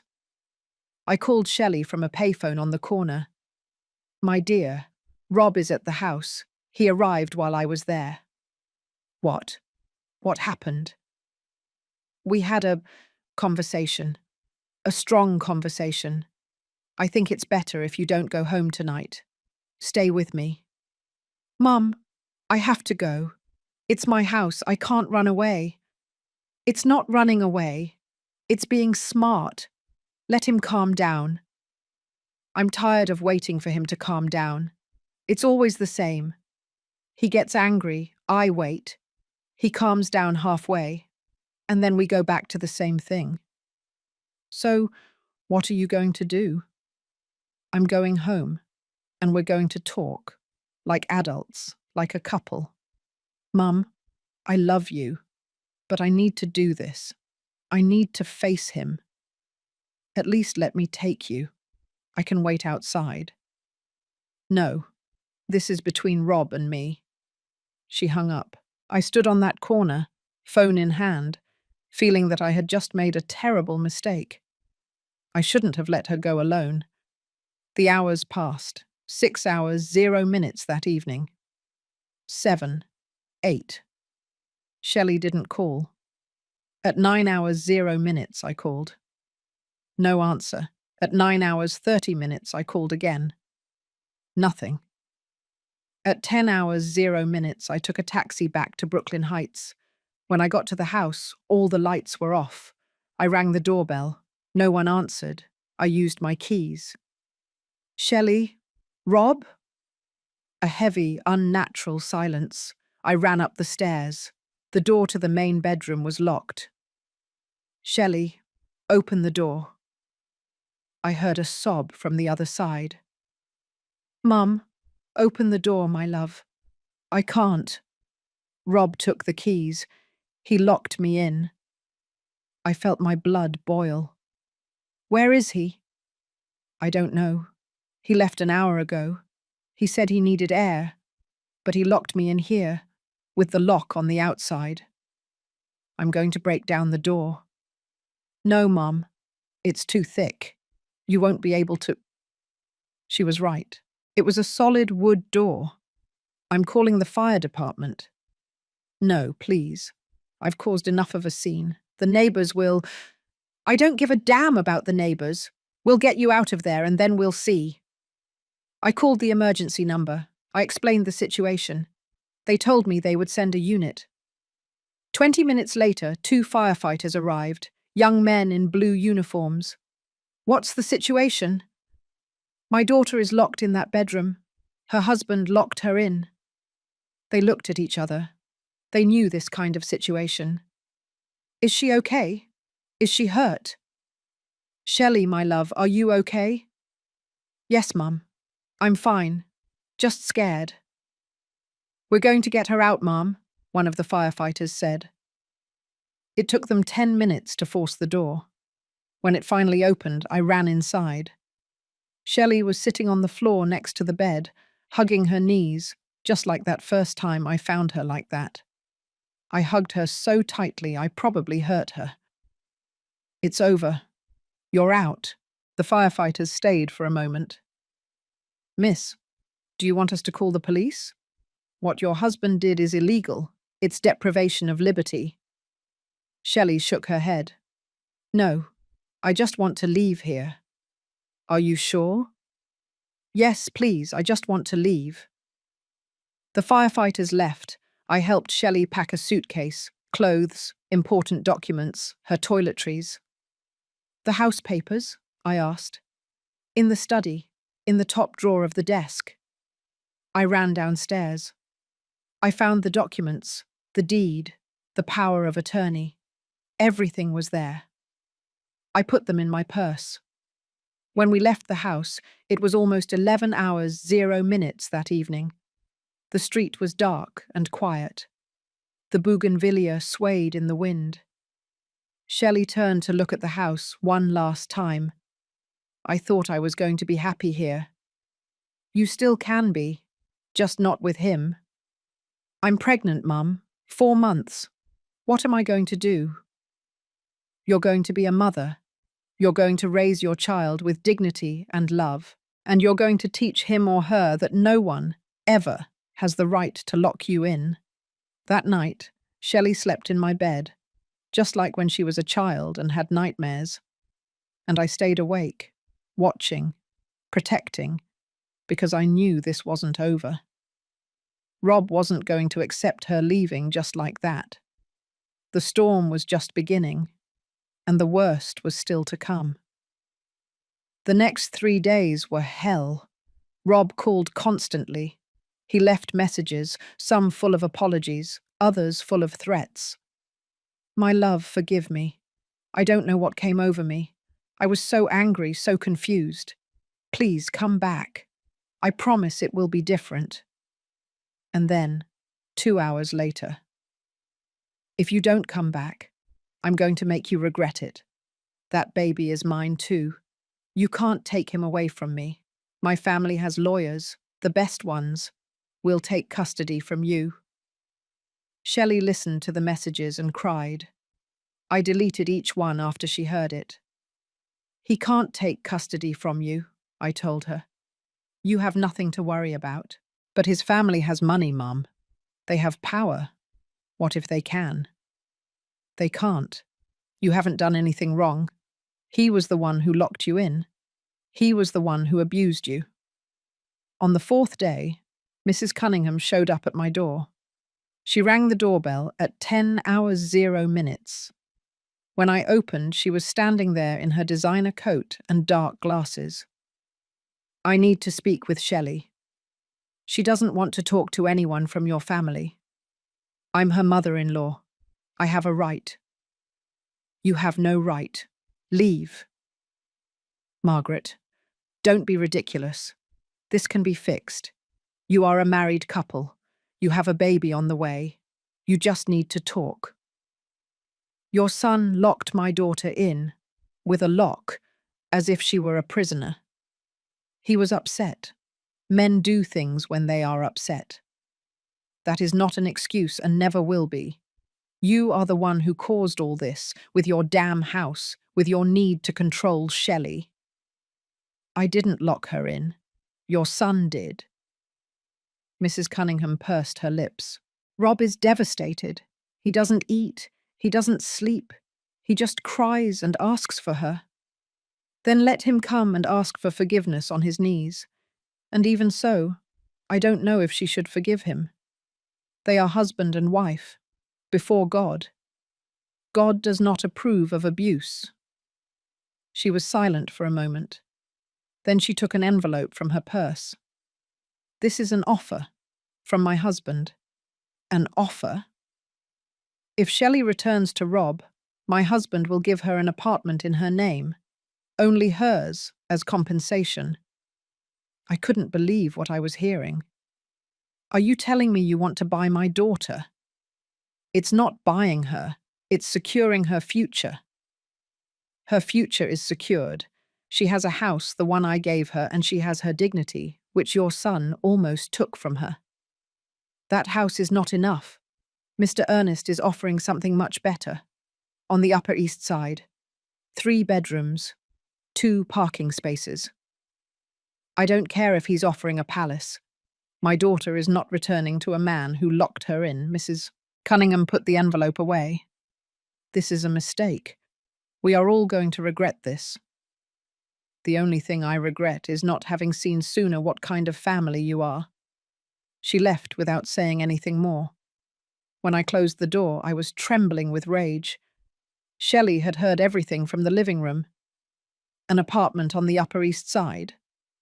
It doesn't matter where it is. It's not worth your freedom. But, Mum, it's a good offer. And with the baby, you need to be safe, calm, not with a man who locks you in when you don't do what he wants. She sat on the sofa. She looked so tired. I don't know what to do. Yes, you do. Deep down, you know. That afternoon, we went to the lawyer Attorney Miller had recommended. Her name was Ms. Torres. She was about 40 years old and had a direct gaze that inspired confidence. We told her everything, from the wedding to the lock-in. She took notes without interrupting. When we finished, she looked up. You have a case for psychological abuse and deprivation of liberty. We can proceed with a divorce petition and request a restraining order. Restraining order? Shelley asked. Yes, so Rob can't get close to you. It's for your safety and the baby's. But he's the father of my son, and he can see his child, but with supervision, at least until he proves he is not a danger. Shelley started crying. This got out of control. We just wanted to be happy. I know, Ms. Torres said gently, but happiness cannot be built on fear, and you are afraid of your husband. That's not right. We left the office with papers to sign, a divorce petition, a request for alimony, a temporary restraining order. Everything was becoming real, very real. That night, Shelley finally made her decision. I'm going to get a divorce. Are you sure? No, but it's the right thing to do. For me, for my baby. I hugged her as tightly as I could. I'm proud of you. I'm so scared, Mom. I know, but I'm here, and I'm never going to leave you alone. The next day, we signed the papers. The lawyer presented everything to the judge. Rob received the notification 3 days later, and then the real hell began. Calls, texts, appearances at my building, calls to Shelley's work. But she held firm. I'm not coming back, she told him on the phone one night. I can't. You hurt me, Rob, and I need to protect myself. Protect yourself from me? I'm your husband. I love you. Love doesn't lock people in. Love doesn't control. My mum was right. Your mum destroyed you. We were happy until she put her ideas in your head. We weren't happy. I was unhappy. I was just so scared I couldn't admit it. She hung up, and for the first time in months, I saw something in her eyes that I hadn't seen in a long time. Peace. Not happiness yet, but peace. And that was enough for now. 6 months later, Shelley gave birth to a beautiful girl. She was named Ellen, after my mother. The birth was natural, without complications. I was there, holding her hand, wiping her forehead with a damp cloth. You did it, my love, you did it. When they placed the baby in her arms, Shelley cried, but this time they were tears of joy. Hello, my love. Hello, Ellen. Your mum is always going to take care of you, I promise. Rob was not at the birth. The restraining order was still in effect. He could only see the baby with supervision once a week at a specialized center. At first, he went religiously. He held Ellen, he talked to her, he sang to her. But over time, the visits became spaced out. 2 weeks, 3 weeks, a month. Where is Dad? The center supervisor would ask when Shelley arrived. I don't know. He didn't answer my texts. Rob had found someone else, a 23-year-old girl who worked at his father's company. Pretty, young, no children, no house of her own, completely dependent on him. We knew this from Gabrielle, Rob's sister, who had started visiting Shelley regularly. My brother introduced his new girlfriend at the house. My mother is happy. She says he finally found someone who makes him happy. And Ellen? Shelley asked. He doesn't mention her. It's as if she doesn't exist. I watched my daughter's face move from surprise to pain, and then to something different. Acceptance. At least now Ellen won't grow up confused. She'll grow up knowing that her mum loves her, and that is enough. The divorce was finalized 8 months after Ellen's birth. Rob signed everything without a fight. He was too busy with his new life. He gave up shared custody. He only asked for sporadic visits. "I can't be a father right now," he told his lawyer. "I have other priorities." The alimony the judge ordered him to pay was generous, but Rob almost never paid it on time. There was always an excuse: a problem with the bank, a business trip, a forgotten payment. Shelley had to sue him 3 times for non-payment. "It's exhausting, Mum. Every month is a struggle." "I know, my dear, but don't give up. That alimony is Ellen's right." Meanwhile, Shelley's life began to flourish in unexpected ways. She had returned to work when Ellen was 6 months old. Her boss, impressed by her dedication, offered her a promotion. "I want you to be the creative director. You have talent and vision." She had also met other single mothers at the park. They formed a support group. They helped each other with childcare. They shared recipes. They listened to each other when they needed to vent. "For the first time in years, I feel like myself," she told me one afternoon, while we were having coffee in her living room. The Brooklyn Heights house now had life. There were photographs on the walls, plants in the windows, Ellen's toys everywhere. "You look happy." "I am. Sometimes it's hard. Sometimes I'm exhausted. But I'm free, Mum, and that's priceless." A year after the divorce, Gabrielle called me. "Margaret, I need to tell you something. About Rob. What happened? He's getting married again to the young girl. So fast? She's pregnant. My mother is organizing a big wedding. She says this time everything will be different. That this girl really knows what it means to be a good wife." I felt pity. Not for Rob, for that girl who didn't know what she was getting into. "And how is Rob?" Gabrielle sighed.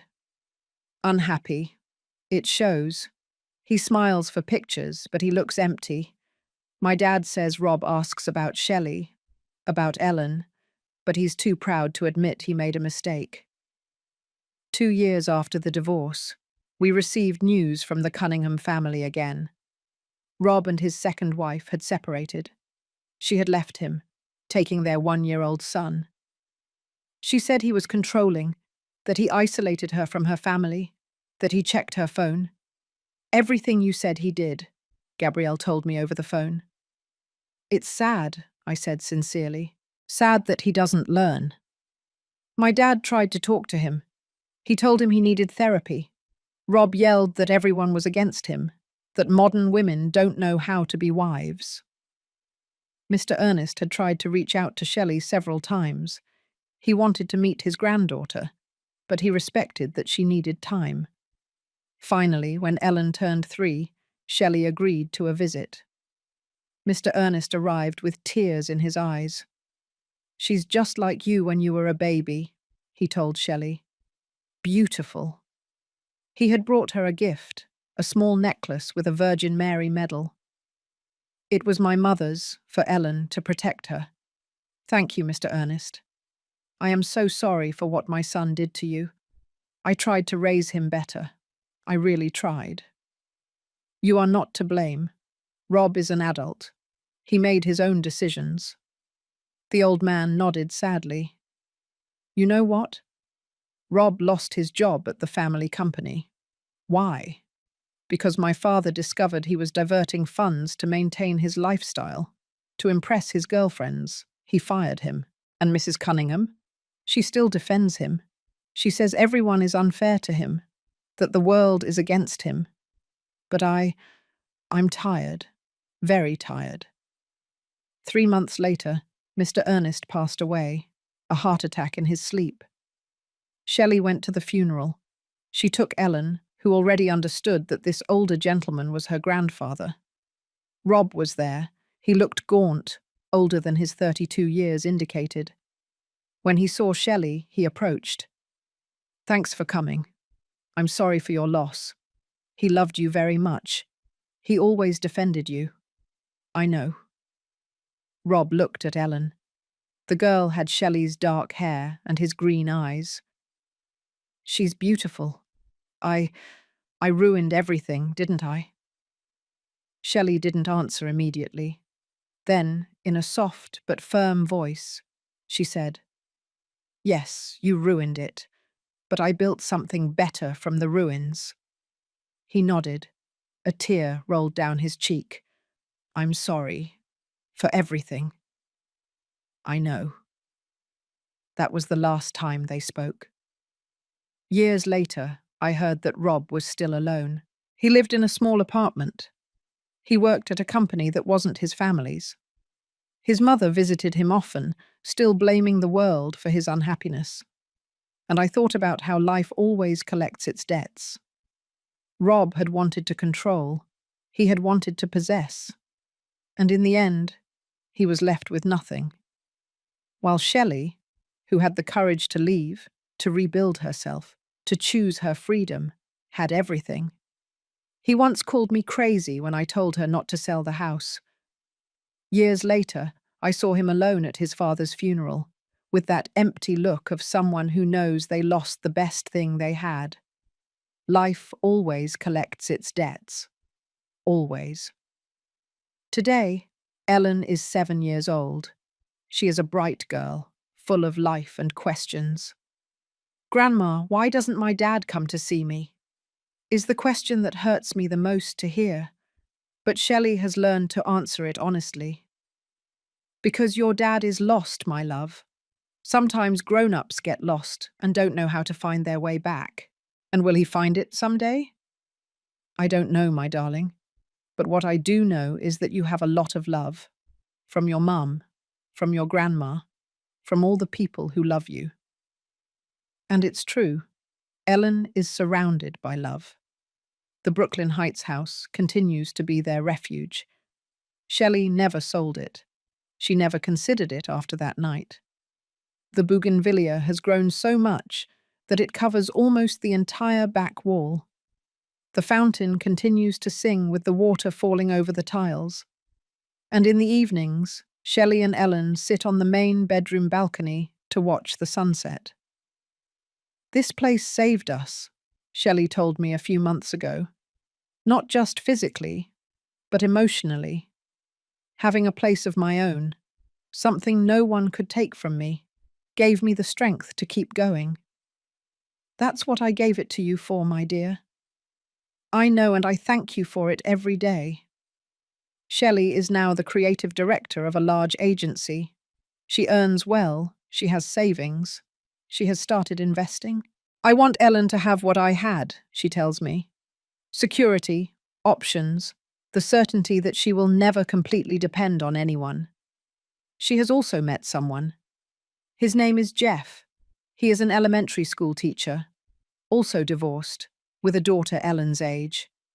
They are not rushing things.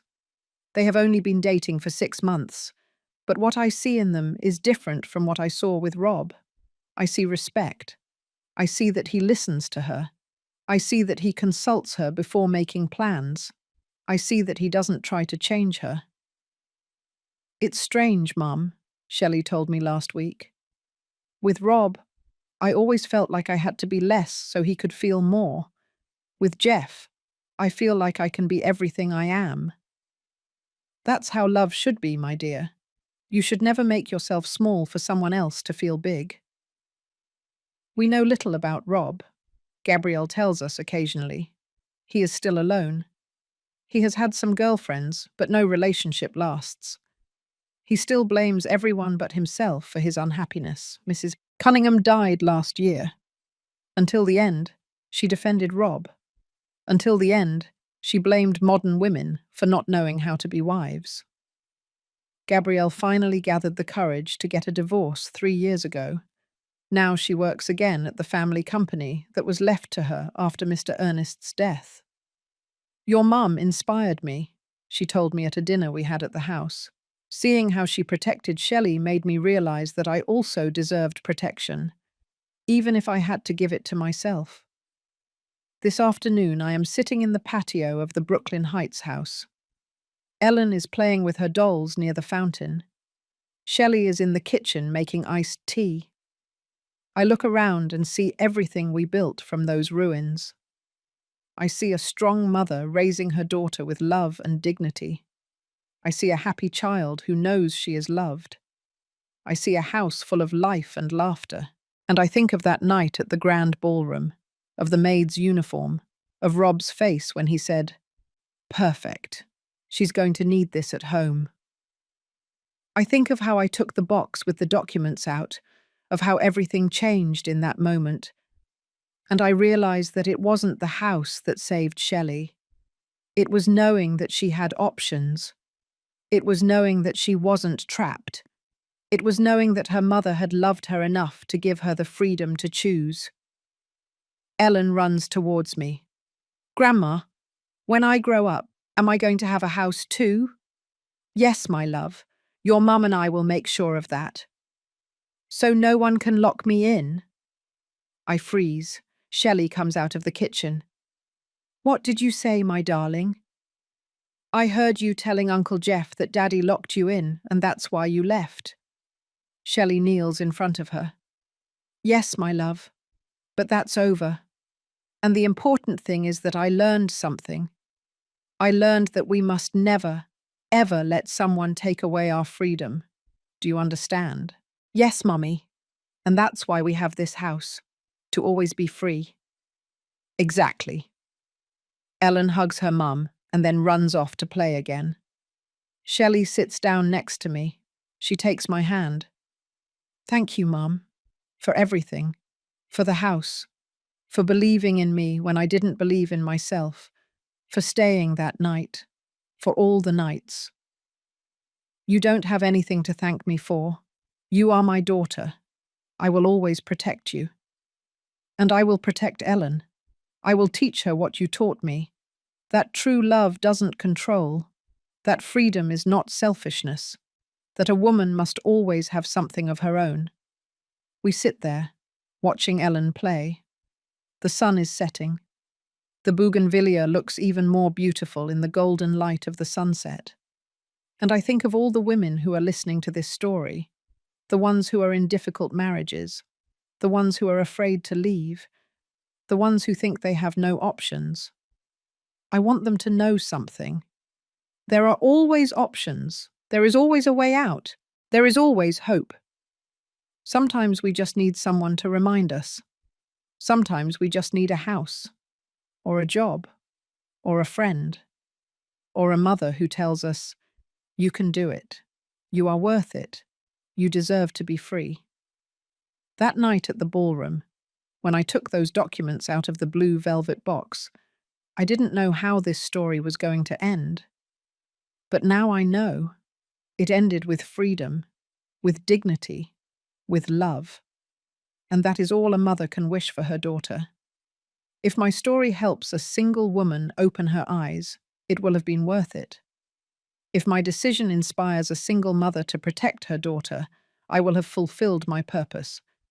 Because in the end, true love is not about controlling. True love is about giving wings. And sometimes those wings come in the form of a deed, of a house, of a way out. Thank you for listening until the end. If this story touched your heart, subscribe and hit the bell to hear more stories of women who turned their pain into wisdom. Every day, one woman, one life lesson. Share this story with someone you love. Sometimes a story like this can change an entire day. God bless you. And until next time, Mom, they've been waiting for you for a long time. Come with me, you need to hear this. Those were the words a street kid told me at the entrance of the church, just as I was rushing to my husband's wake. I tried to protest, telling her I didn't have time for games.